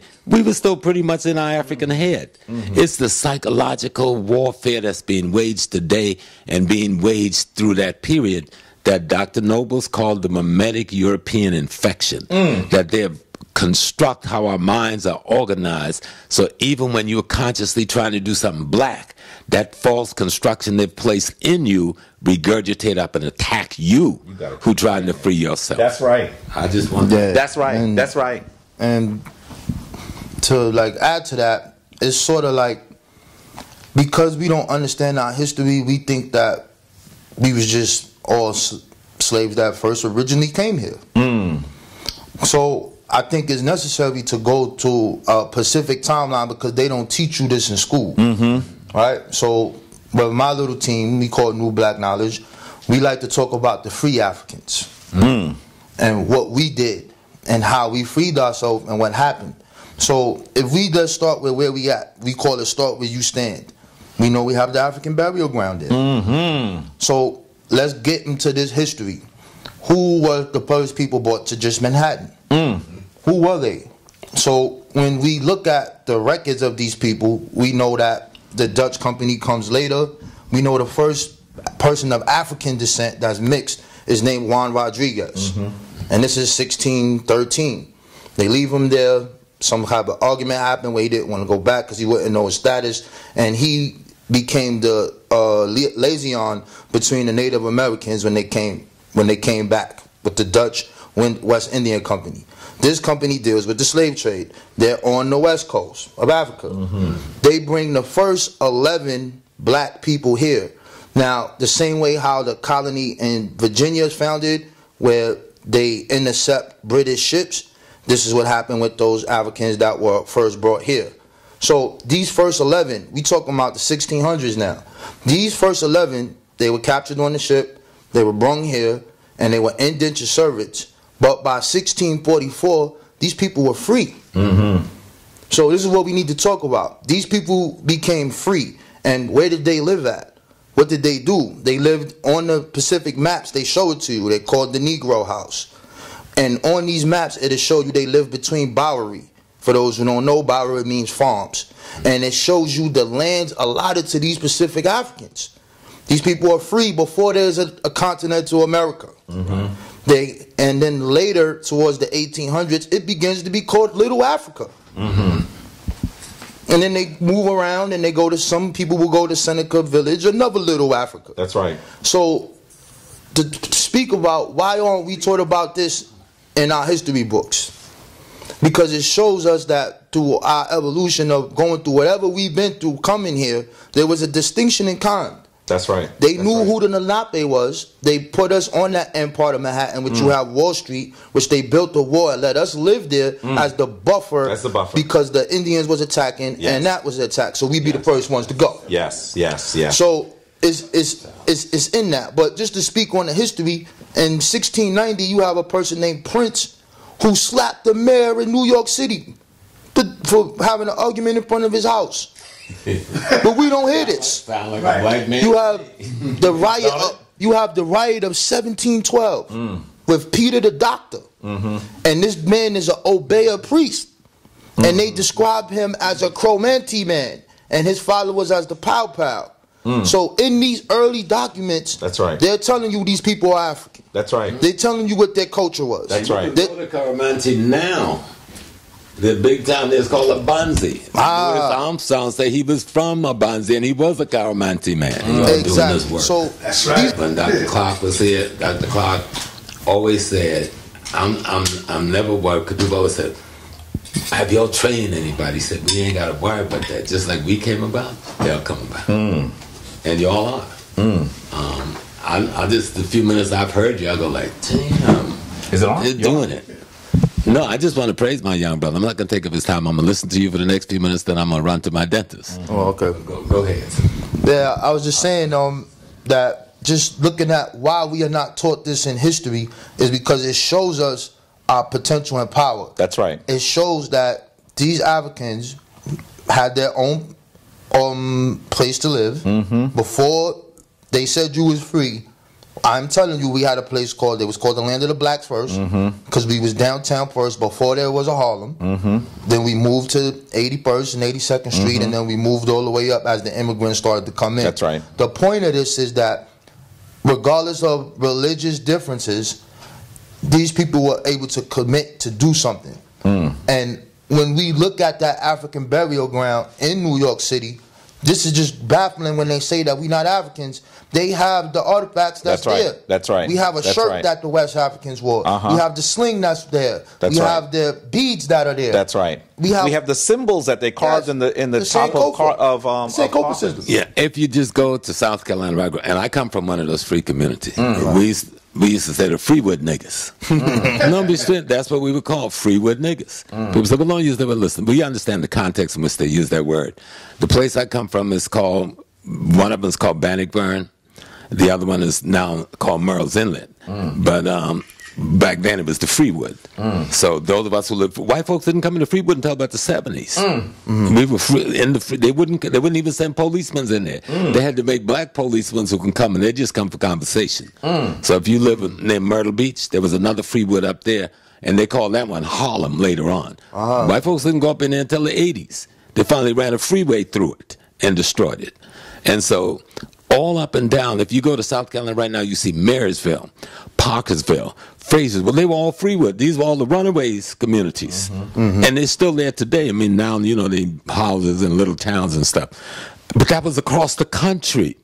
When the Civil War was fought, there was over 300,000 of us who were free, wasn't even a part of what was called the enslavement process.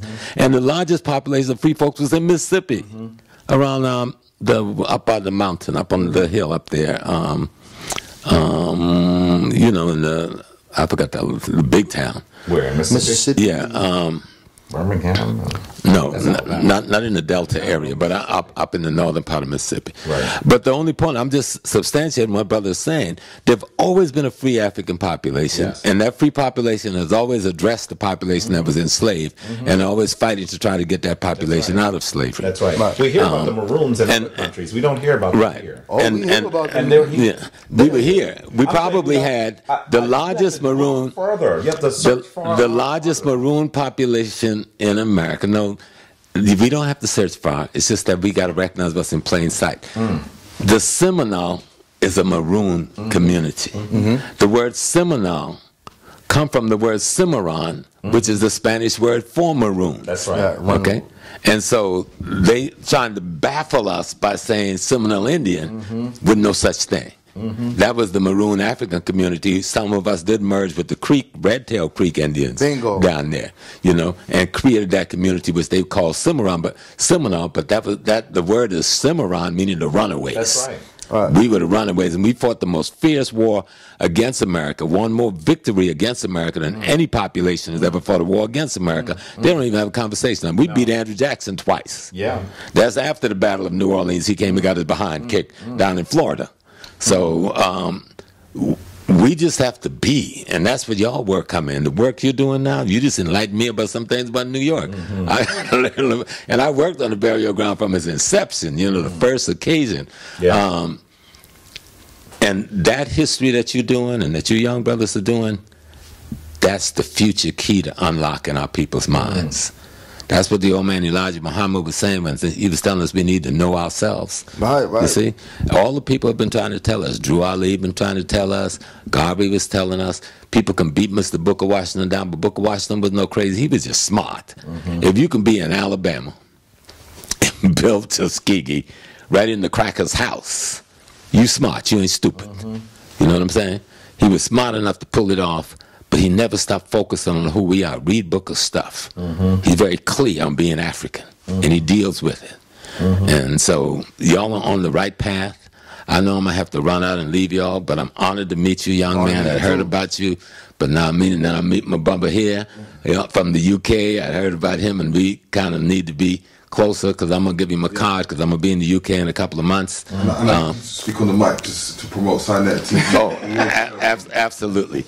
But yes, I just want to make it very clear. Sonetta TV is on it. We're trying to get Sonetta to realize how significant Sonetta TV is. I will be in the UK this I think he's finally getting it with the awards on the 7th of June. Yes. And I hope the world pay attention, because this is an opportunity for those people who don't have access to holding each other's hands and patting each other on the back and saying, well, work well done.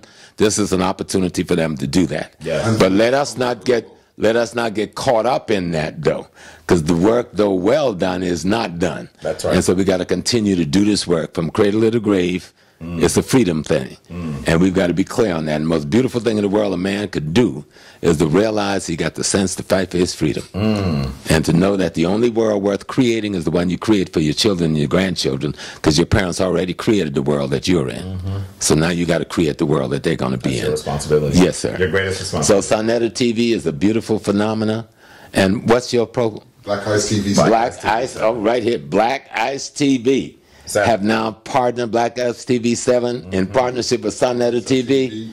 That's a phenomena that's going to educate the world. And you are educating the world. I get calls from Thailand. I get calls from Ghana. I get calls from Germany from being on Sonetta TV. That's right.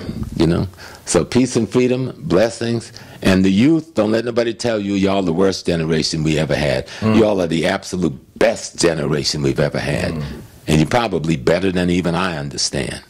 The things that y'all have done to change the world, you don't even understand it yet.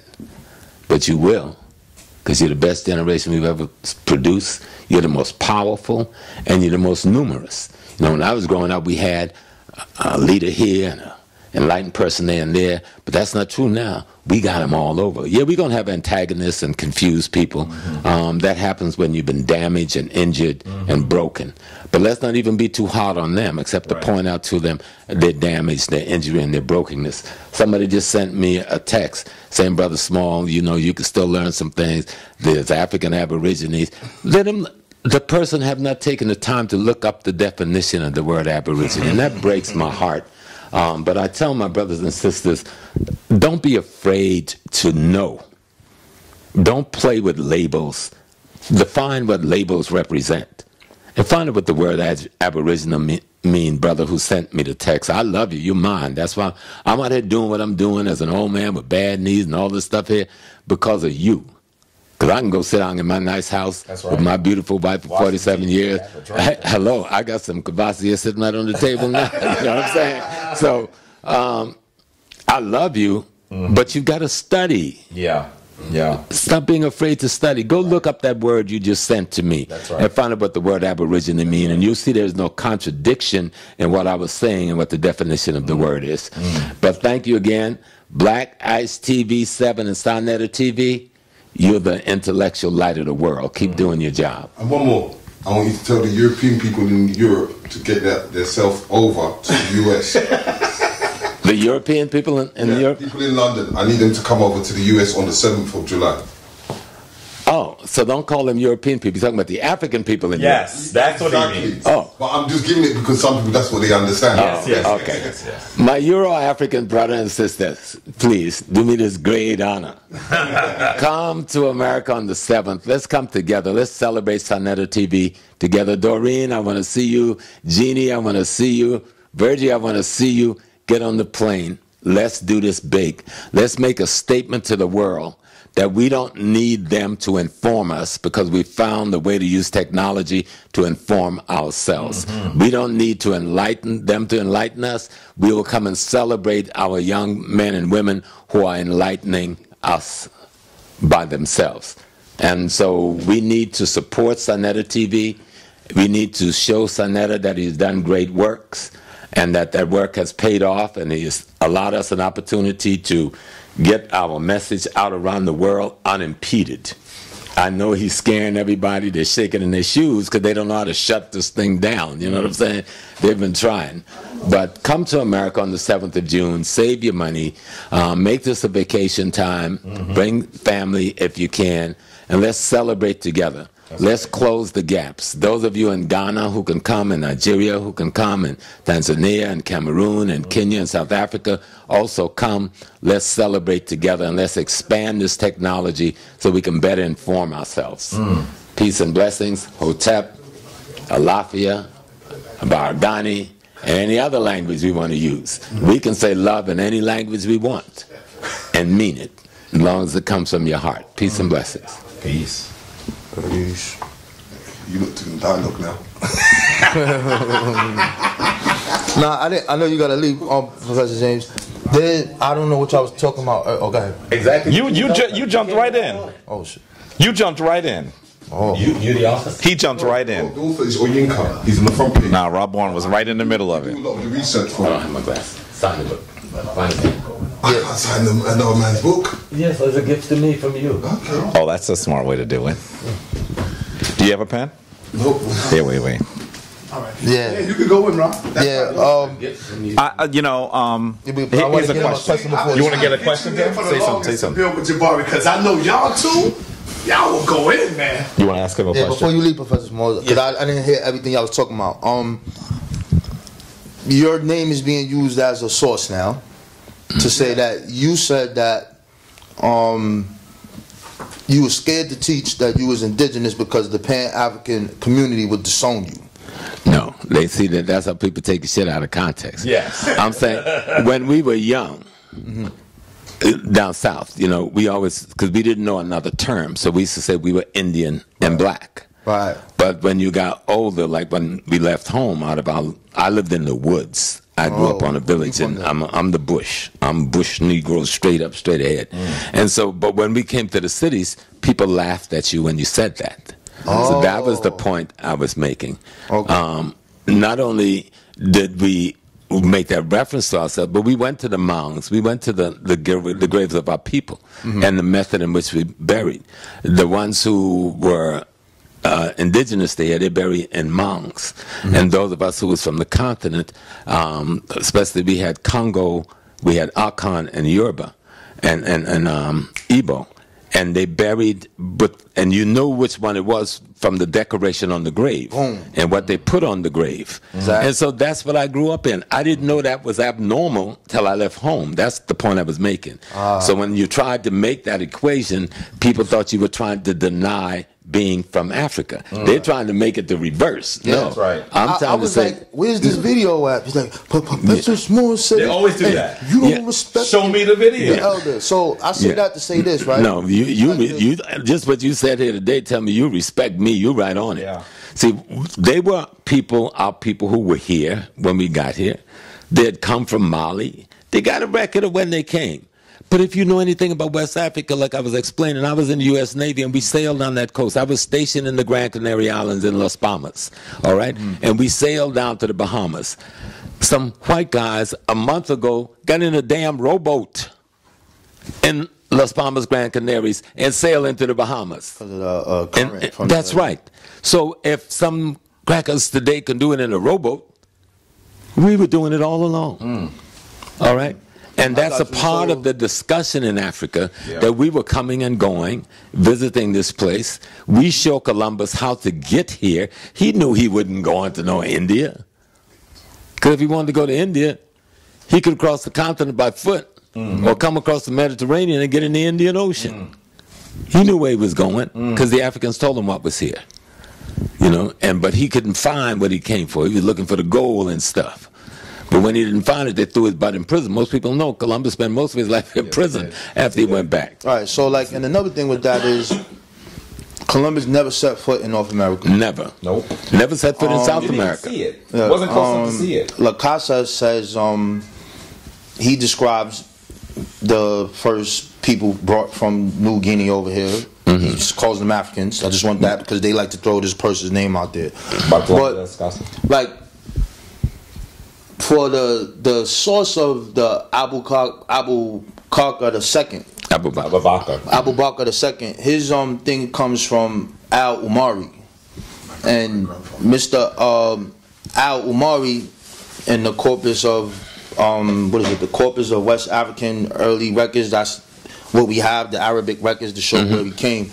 It's literally only spans African records written in Arabic language. Right, there you go. Okay. It really only spans about 2 pages. And when I read the story, and a lot of people use the story, it says that first it's a secondary, it's passed down, number one. So it says he learned from the brother in Egypt, etc. Then he said, okay, first they sent 200 ships. Then he said, okay, they came back. And then he sent 2,000. And this person never came back. So in the source itself, it says they never came back. So for me, when I read this, I'm like, could Africans went over there? Yes, they could have went there. And they did. I would That's say, a part of the folklore. Yeah, I would say that if they had 2,000 ships, we should be able to see the ship industry in West Africa. I don't think that it was intentional. I don't think it was. That's just me from my studies. They have an industry there.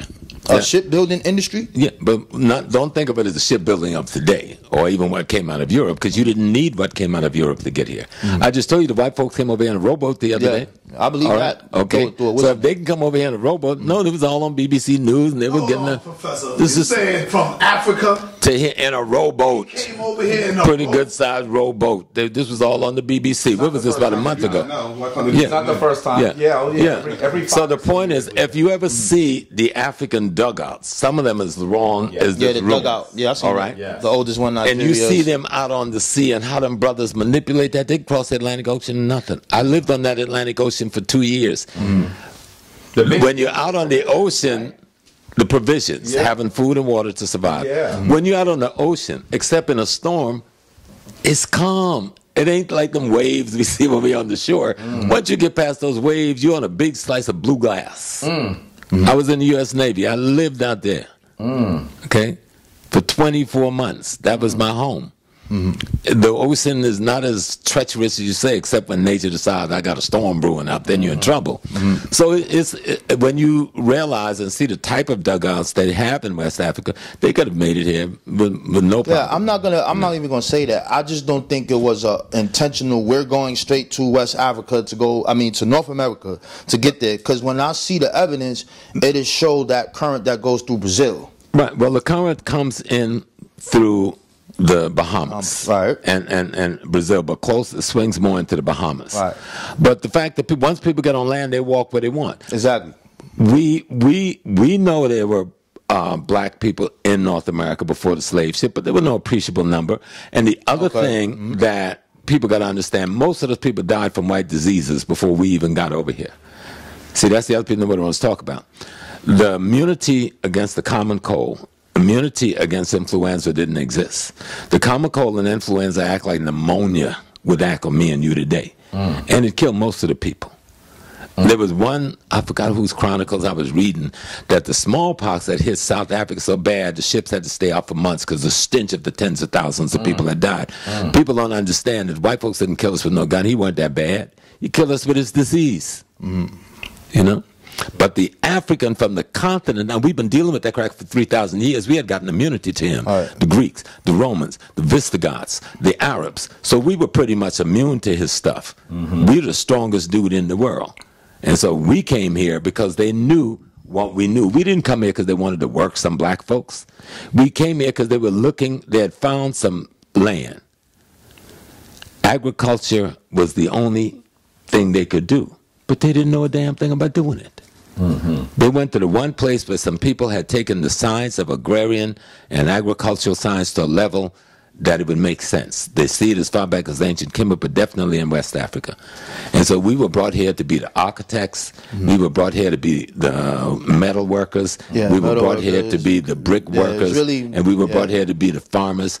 And when I started talking there earlier, I was going to talk about the nets, because we fish a certain way where I come from in the South. And there's a net called casting. You know what a cast net is? Put one hand in your mouth and you swing. Okay. And then you have the cow horn in the middle where you draw the line. I used to make those things with my grandfather. The genesis of it is the ancient Kemet. Yes. Okay. We had the other net that they use in Africa today that you see them pull when you're going along the coast. We call it seining, that big long net with the weight on the bottom and you go out and form a U. My big brother and them would go in the boat and they'd make the U. You anchor the net down on one side and you let it sit for a couple hours until you feel the weight of it pulling. Then the whole community would pull and we sing. They do the same. When I got to Africa and see them doing that, I thought it was back in South Carolina. I saw it right out. Well, it comes from Africa, brother. That's my point. Yeah. The very needle they use to fix the net, it's a needle that's shaped like this with a little thing down the middle. The very needle Grandpa would fix his net with, that's the needle they still use in Ghana today. So we got all of the things that show we came from there. We brought our tools from there. We brought our culture from there. You know, so we gotta. I don't want to cut you, but we gotta specify this, because whatever you say is gold to these people. Yeah, I see that. When you say we tried to do. Yeah, so when you say that, we know that Africans could have came here. They want to. Oh, Professor Small said that we came from West Africa. We don't want a million of us who came here already. That's and we crazy was already stuff. here. No, but we can't deny. See, we don't want to be them. We can't deny that we were here. We were here. Some of us were here. But that's a very small amount of people. Yes. There is nothing to show an appreciable population. That's right. And much of that population was in Southern Virginia and primarily in South Carolina. The Owendals, the Waccamo, the PD, the nation that I'm related to, Jacora. But these nations were decimated by white diseases. And the rest of them married into the brothers that came over later. That's shit, the family hit. They didn't marry into the Asiatics. They married into those of us who came. You know? And we form armies. That's when you look at our resistance movement. the Africans from the continent brought with them a style of warfare. Nobody wants to deal with the fact that we fought. Exactly. We brought a style of warfare. We had just gotten through with the Fulani Jihad, Shehu's Jihad. We had been in wars before the cracker got us, so we know who we were. He may have come with his gun and took away our stuff, but we used that war technology over here. That's what created the Seminole Nation. And that's what created other maroon communities. And when we studied this thing, we weren't crazy. Even when we left Florida, we went to Mexico. Half of the Seminoles escaped and went to Mexico, fought in the Mexico War with Emiliano Zapata. Matter of fact, Zapata himself was an African. Yes, he was. Matter of fact, the dude who led the main revolution in Mexico was a brother from Nigeria. I think Nigeria or Angola, one of those two areas. His name is Yango. Okay. That sounds like Congo. Gaspar Yango. Congo, Angola. And on his plaque it says that the African who liberated. So the brothers and sisters who are raising these either are one or two things. Either they're deliberately ignorant and don't want to study. They're ashamed of themselves because the white man has made being African something you don't want to be because they can attach the slavery to it. See, what we don't understand, Africans was never enslaved in America. That's what they probably play. See, they might have heard me say this. Let me tell you what I was saying. I was saying, because the only person can define my condition is me. You can put some chains on me, but you can't make me a slave. That's the point I think I was making, and somebody may have twisted that. All right. Because what I was saying is that I'm never a slave. I'm not a slave. My ancestors were enslaved. That's right. Somebody tried to enslave me, but that was his mind. That shit was in his mind. Right. You could put me in a cell 2 foot by 2 foot and I'd still be free. You can't take that. That's right. And we didn't give them that. Right. And that's why we were able to fight to destroy this nation. That's right. The Civil War is our war of liberation. Yes. Without us, these suckers would still be whistling Dixie today. You know, that's our war of liberation. And so, no, I'm an African from the continent. My Pat Joe was sold into slavery at the town. That's my great-grandfather. Matter of fact, I was trying to put him up on the internet last night, and I couldn't figure out how to do it on my Facebook thing. I got grandma out there, yeah. So I got a picture of his wife, Matt Hope. That's my great-grandma.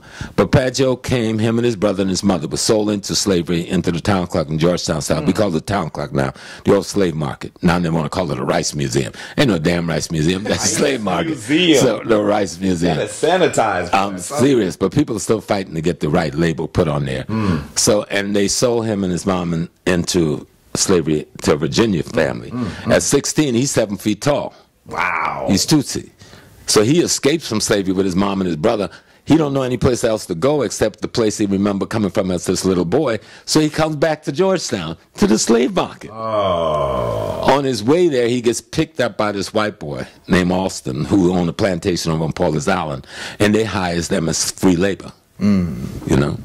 So that's my great-grandpa. But the point I want to make is that, no, when I say we were never enslaved in America, I'm saying mentally we never categorize ourselves in that way. Right. That's the white man head that says I was a slave. That's right. That's not my head. That's right. I'm an African. Right. I'm free. That's right. I'm only enslaved. I'm not even enslaved to the damn divinity. I'm recognizing my divinity, and my divinity recognizes me. Because I don't think that, and God isn't a thing, a person, or a place. It's every and all things at once. That's what all African cultures say. And I'm an aspect of that every and all thing. So I don't even have to be a slave to that. Only thing I got to be a slave to, I think, is my wife, and she want me to do stuff I got to do, you know. But again, brothers, it's beautiful being with you, young brothers. I know I got to run because I got a dental appointment, and you always got to hit those on time. It's nearby. No, but it'll take me about 15 minutes. If I'm 15 minutes late, sister's cool, because I've been going to them for years. But keep doing your work, free your people with your mind, and use your words. Nice meeting you. I just have to say that I just got to say that I am so excited to be able to sit with brothers who are not only grounded but also doing research, because when you're grounded and doing research, then we're able to give information to our people that will allow us to actually elevate. It'll allow us to actually take this to the next level, so that those stories can now live and that those practices can live, so that we can build institutions that support each other, build institutions that allow us to figure out how to garner the kind of financial support to be able to support our babies, to build institutions that will protect our health, build institutions that will further educate us. I think that it's powerful sitting with these brothers, and it's also powerful because I know Rob Bourne does some serious research. Whenever I hear him speak, he speaks. This brother speaks with dates. There are few people that are able to do that, right? And so I'm excited when I'm able to sit with him because I know that he gets deep into the literature to be able to prove his points. And when we're able to prove these points, we'll be able to dispense with those people who are seeking to lead us astray. And that's the most important thing. Yeah, man. I actually feel better hearing that Rob Bourne is also on this particular issue because it seemed like it's been growing unabated for some time. And you did what I did. We looked at it and said, that's ridiculous, and ignored it. And then all of a sudden you see 1 million views. You meet people in the street that say, oh, you still on that African stuff? We Aborigines. You're like, what? What is going on? That's talking about good. So leave Africa to me. Exactly. You take your Aborigine and go downtown to Wall Street. And go downtown. Because what we have to do is we have to be able to recognize who we are, so we're able to build institutions that serve us. Yeah, because that's the major point. And I just want to say that we do have relations with the natives here. That's right. So, like, a lot of the brothers want to throw out the Yemenis. And I'm like, yeah, there was a Yemenis war, and we ran away from our so-called masters, and we was fighting with them. Right. But it ebbs and flows. Because, again, like, when we first came here, to order to get our freedom, or the people from from Portugal, with Juan Garrido, Sebastian Torrell, and Juan Valentinus, these people were conquerors here. I'm saying, so there's something I need to show because I want this to be on here. Show it. Let me get this. So as he gets his things ready, I mean, really what we're trying to do is we're trying to explain that we're not countering that Africans were not here before the European. That's not what we're trying to say. But I think that Rob Bourne's further questions, Professor Smalls, even highlight this even further. The overall majority of us are the descendants of people who were enslaved in a system that we destroyed. If we are able to explain it that way, it will able to understand the context of our current day situation, so that we're both recognize that Africans had all the technology and the know-how to make long journeys, and also had treaties and relationships with other people that were here, and then also we're able to tell the story of how we came here as enslaved peoples. The majority of us, we're talking about tens of millions of people, came here as enslaved peoples. The majority of the people that are here are the descendants of those people, not the descendants of other peoples. Even when you see grandma has the long hair and the straight nose and all this stuff, that's generally European lineage that you're seeing. That's what you're seeing. And I know that we want to tell a story other than that, but who told you there was something wrong with being an African? Who told you that an African was not the most powerful, the most educated, the most intelligent, the most beautiful person on the planet? Why is it that you're trying once again to be something other than that? Why is it that when someone brings you up the science, you say it's the white man's science? Why is it when someone shows you the records, you say those are the white man records? Why is it that when you show the actual detailed discussions of enslaved peoples who talked about the stories they heard from their recent ancestors on their journey here, why are you saying that those are manipulated? Family, if you are listening to them say that everything is a lie, then maybe what they're telling you is a lie. Even on the basic sense of it, you have to say this makes no sense. And so this is not personal to Dane Calloway. Right. I don't know you, Brother Dane. But I'm going to tell you that I want to be able to stand in front of you at a podium so I can tear up your ideas, because they're dangerous for our community. That's why I keep saying your name, because I want to be able to tear up your ideas at a podium. And I could think of no other brother to stand next to me than this brother here. If the two of us did this, it would be ugly. It would be ugly. That's right. And don't forget, he's prodigy or worker, true historian. We would rip it up, because I think that that's what needs to be done. And family, that doesn't mean that you shouldn't. That now we're saying that you should be comfortable with the story that the European told us. That's not what we're saying either. We're saying do the research. Don't just look at one picture and another picture and say they look the same. That's not research. And that's what Dane Calloway does regularly. By the way, he even tells a story of the census in the 1920s in Virginia. The 1920s? My father was born in 38. Maybe I'm older than Dane Calloway. That doesn't dictate who we say we were. His parents weren't saying we're Native American. Wait a minute, the state changed our name. I don't even think I set it up. Let me put the regular password in for you first.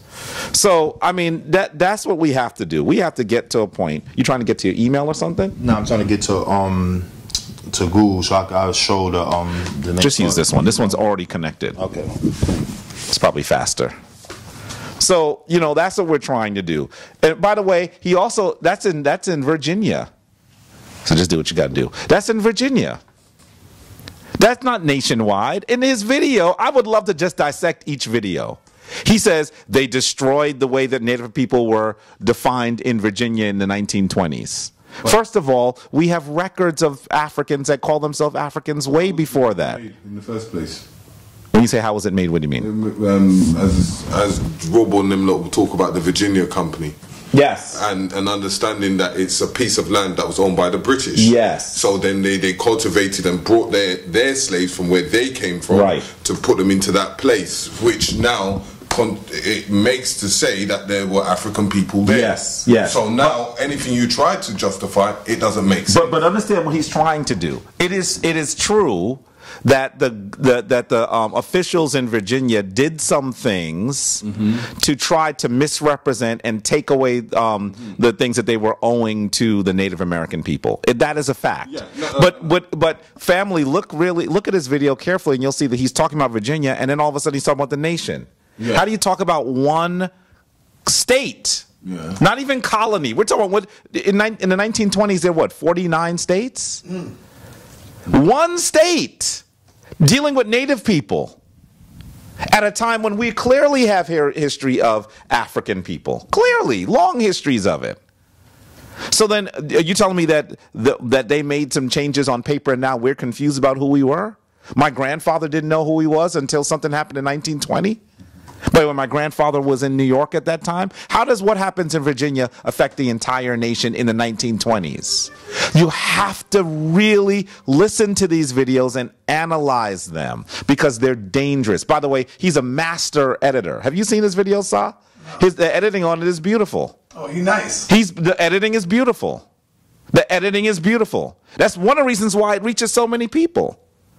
But the actual scholarship of it is the worst that you can possibly imagine. And when I look at the way that he takes one thing and makes it sound like something else, then it tells me that he's doing something intentionally. Do you think he would debate anybody or no? My understanding is that other people will debate for him because he's trying to remain in the background. And that says to me sometimes that perhaps someone's putting him there. And that there are other people, you know what I mean? Al Sharpton, because Al Sharpton wouldn't dare come out and debate nobody. But I'm not even talking about Sharpton. I'm talking about, when I said I'm talking about Russian, I'm talking about governmental sources. I'm talking about people placing people in certain places to misdirect the actions of a community. Can't get it, Ra? Ra had a first contact with him, didn't you, Ra? Yeah. You spoke to Dan Calloway? Yeah, I spoke to him. I was messing with, I was on there with Lex Vortex. With Dan? Yeah, it was me. I just heard this. I just heard this. I mean, like, I just heard this. At the end of the day, my brother True Story, everything that we showed him, or even what I was saying, like I brought up, he said nobody used the word African until 1900. Okay. In the 1900s. Into the 1900s. So I said, okay, here's free African. No, that's a misclassification, bro. Here's the preamble of the society. Who's backing it? Who's funding it? What about the African Methodist Episcopal Church? Next one they'll say, so it got to the point where it's to the point where they'll do this, right? They'll say, okay, the ACS, the American Colonization Society. This is what I was speaking with the brother on. They have this in their brain. They sent people from here to Africa.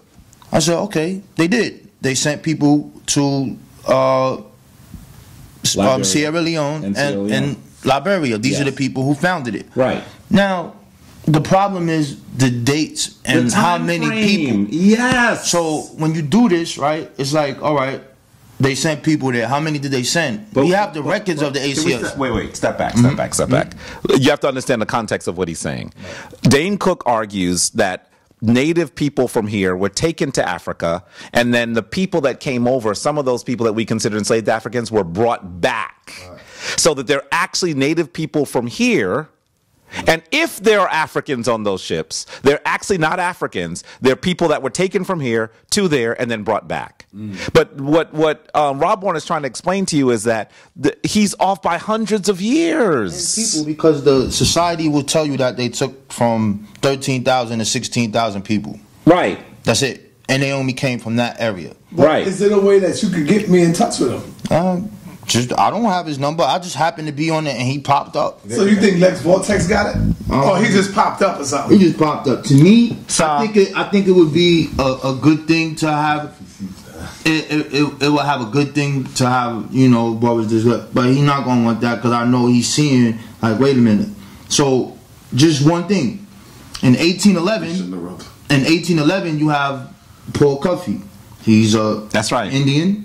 And he's an African. Well, he's one of the first people to start bringing people from here over there. Then comes what you call the British or the black poor, and those were the loyalists. These were the people who fought on the British side during the war. That's right. They was promised their freedom. So here it is. We have at this early date that once they lost the war, they took them with them, but this side with the Patriots was like, nah, we want them slaves. They was like, nah, dude, they coming with us. So then they started to go there. They went to Nova Scotia. They stayed in Canada. They wasn't living too well. There was also Jamaican Maroons that was a part of it that was there. They didn't like it there. So they was like, yo, we out of here. These 450 people now go to they become the black loyalists. They now go to Sierra Leone. This is way before this happens. Right. So, and then there's the province or the company of Sierra Leone.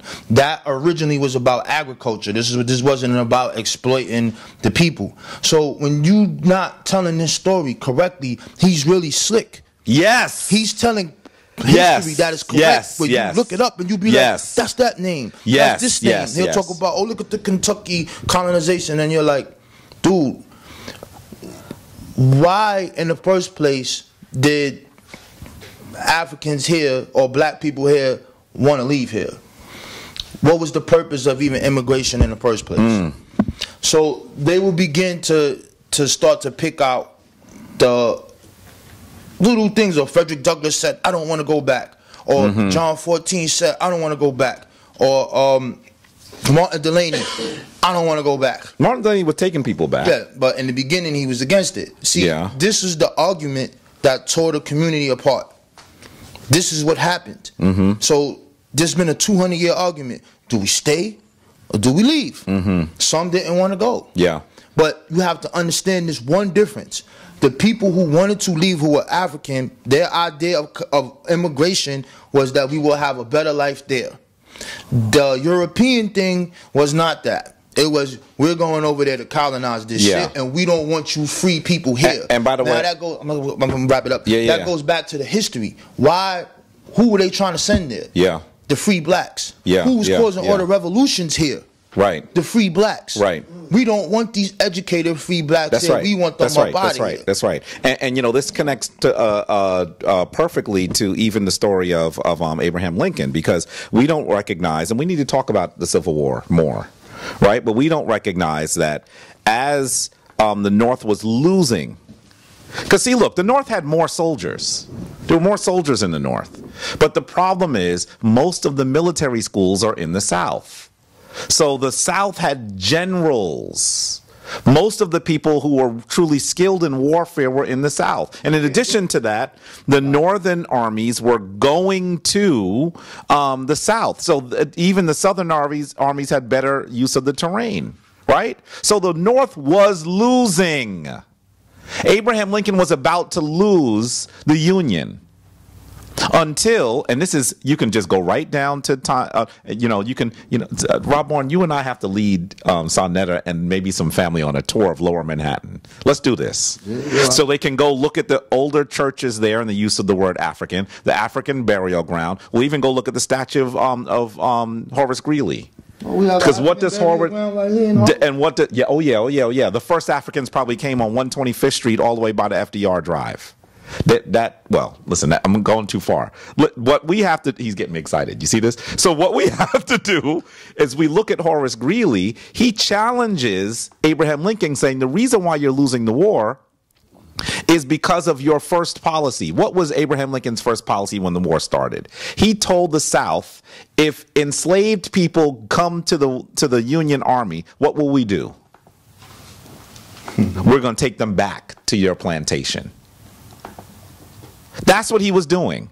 So Horace Greeley says, you are fighting the war with a hand behind your back. He actually chastises Lincoln, and Lincoln finally recognizes that to win the war, what does he need to do? He needs to allow these enslaved peoples to fight. That's what he does. He says we need to allow the enslaved people to fight. And so then the South has to fight the war on two fronts. Their men are off fighting the North, but they know that at home, the enslaved people they had, all the men are off. They're going to actually take over your town, burn down your home, take your wife, kill your children, and run away.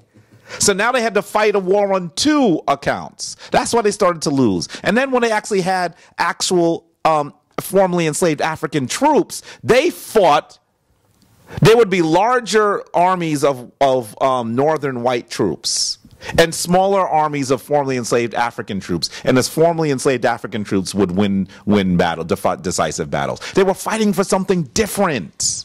And that's where you got the poor Africans in Europe. Yes. They were the people that fought in the Civil War, that went to Canada, and from Canada they went to England, and then from England they went to Sierra Leone.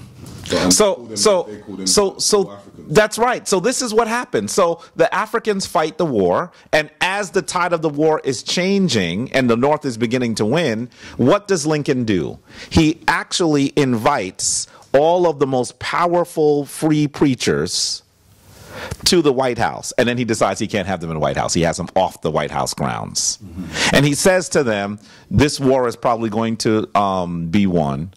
We've already signed the first Emancipation Proclamation. There were two. Most people don't realize that.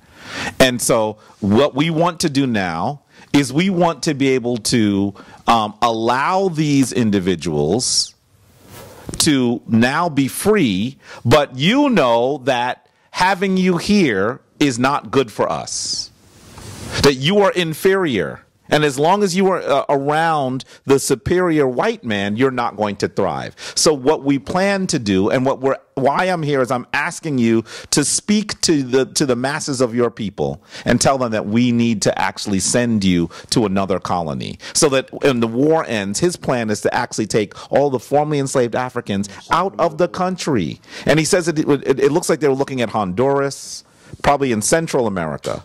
So this is what happens. If it wasn't for the fact that he was actually killed shortly after the war was over, perhaps he would have tried to send formerly enslaved Africans to another country. His plan was never to have us stay here.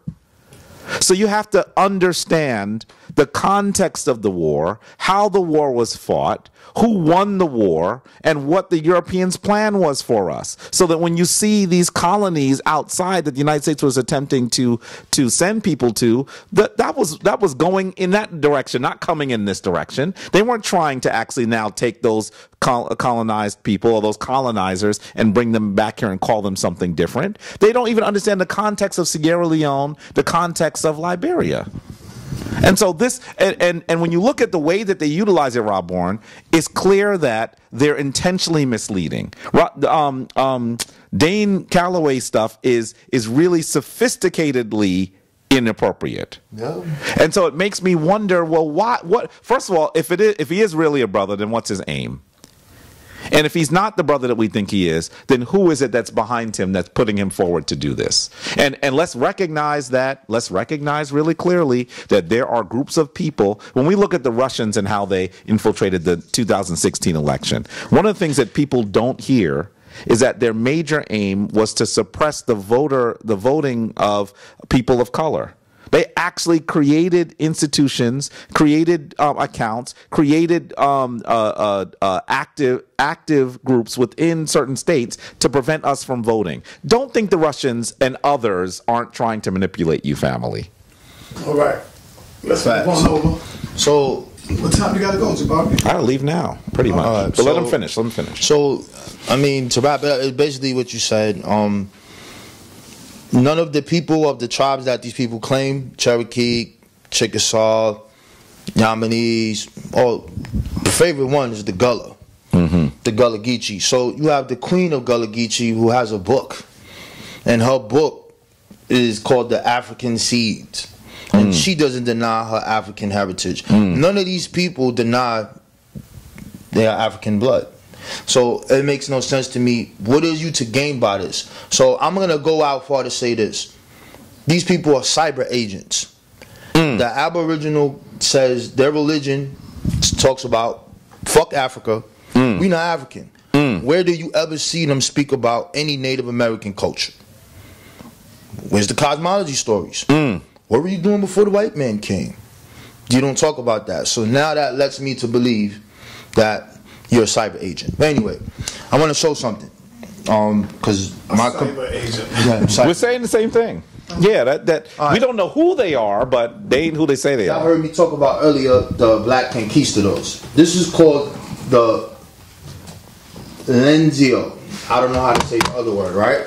So this is a map. Wait, do you have to move it? Nah, you can see it. I'm gonna move it again. So you see this map right here? This map. Is there a way? I want you to send me all of that. That way I can throw it up as you're talking. Good. So just talk, and I'm gonna be throwing it up. So this right here was created in the 1500s, and let's look at exactly what this map is. This map is in this university in South America, and it describes the conquest of Guatemala. And guess who it's drew by? Not the Europeans. They have a tool on this website that blows up, but I will have to download the tool, but I'm not going to do it to his computer. So what we're going to do is we're going to look at the pictures. You're going to see something. We need to get that, man. We're going to look at these pictures. See, it says, who painted the Lorenzo? Painted by a group of Mesoamerican Indians from the region of Tlaxcala, spoke naturally the language of the Mexican Aztecs. The highly skilled artists who painted Lorenzos were called Telekaki and Nalahuti. See this? This is written and this is drew specifically by those people. Now we're going to have something very interesting. So this is the 1500s, and this is drawn by these people. If Jabari had that tool there, I would be able to go to it. Get that mic phone, because I can't really hear you. If Jabari had the tool on here, I could do it, but I could just go right here. You can save the picture. So, see this picture here? See that picture? Save the picture. You could save it, download the picture, and then blow it up. Yeah. Well, he's going to show it on the thing anyway. Yeah, when you send it. When you going to send me that? I could do it right now, actually, because I have it on my thing. Okay, go ahead. I'm sorry. Keep talking out, and I'll. So in this picture, you're gonna see the Native Americans drawing. Oh, there we go. Yeah, let's blow that bad boy up. Let me see. On this map, hold the mic though. I'll hold the mic. On this map, the indigenous people separate themselves, and on that Pacific website that you saw, you will see an African right there. This African that's standing there came with the conquistadors, the conquerors. Look at the people in the background. These are the people, the native people, and they describe the conquerors. And this is a map that deals with the conquest of Guatemala drawn by themselves. Case closed. In other words, wait, drive it home. In other words, you can see that they're distinguishing themselves from the African. You see two different groups of people there. And to learn more about this, you can go to NBK where we did a whole different thing. Yeah. It's called, what was that called? Oh, just talking to the Aboriginals. And the other one was Africans of New York, where this whole thing is broken down and what we was talking about with Al Umari. And you can see it there. So. But yeah, take a good look at this picture again. This is not drawn by Europeans. Email it to him. Email it to him. Email it to him. Do it right now. It's going to be even stronger. Yeah, do that. Send that, Jabari. He's going to send it to you right now. You can do it now, right? I can, but he probably has more than this picture. I know. He just got that one in there. You're gonna send the other pictures, right? Yeah, I'm gonna do it right now since I'm here talking to you. Hey,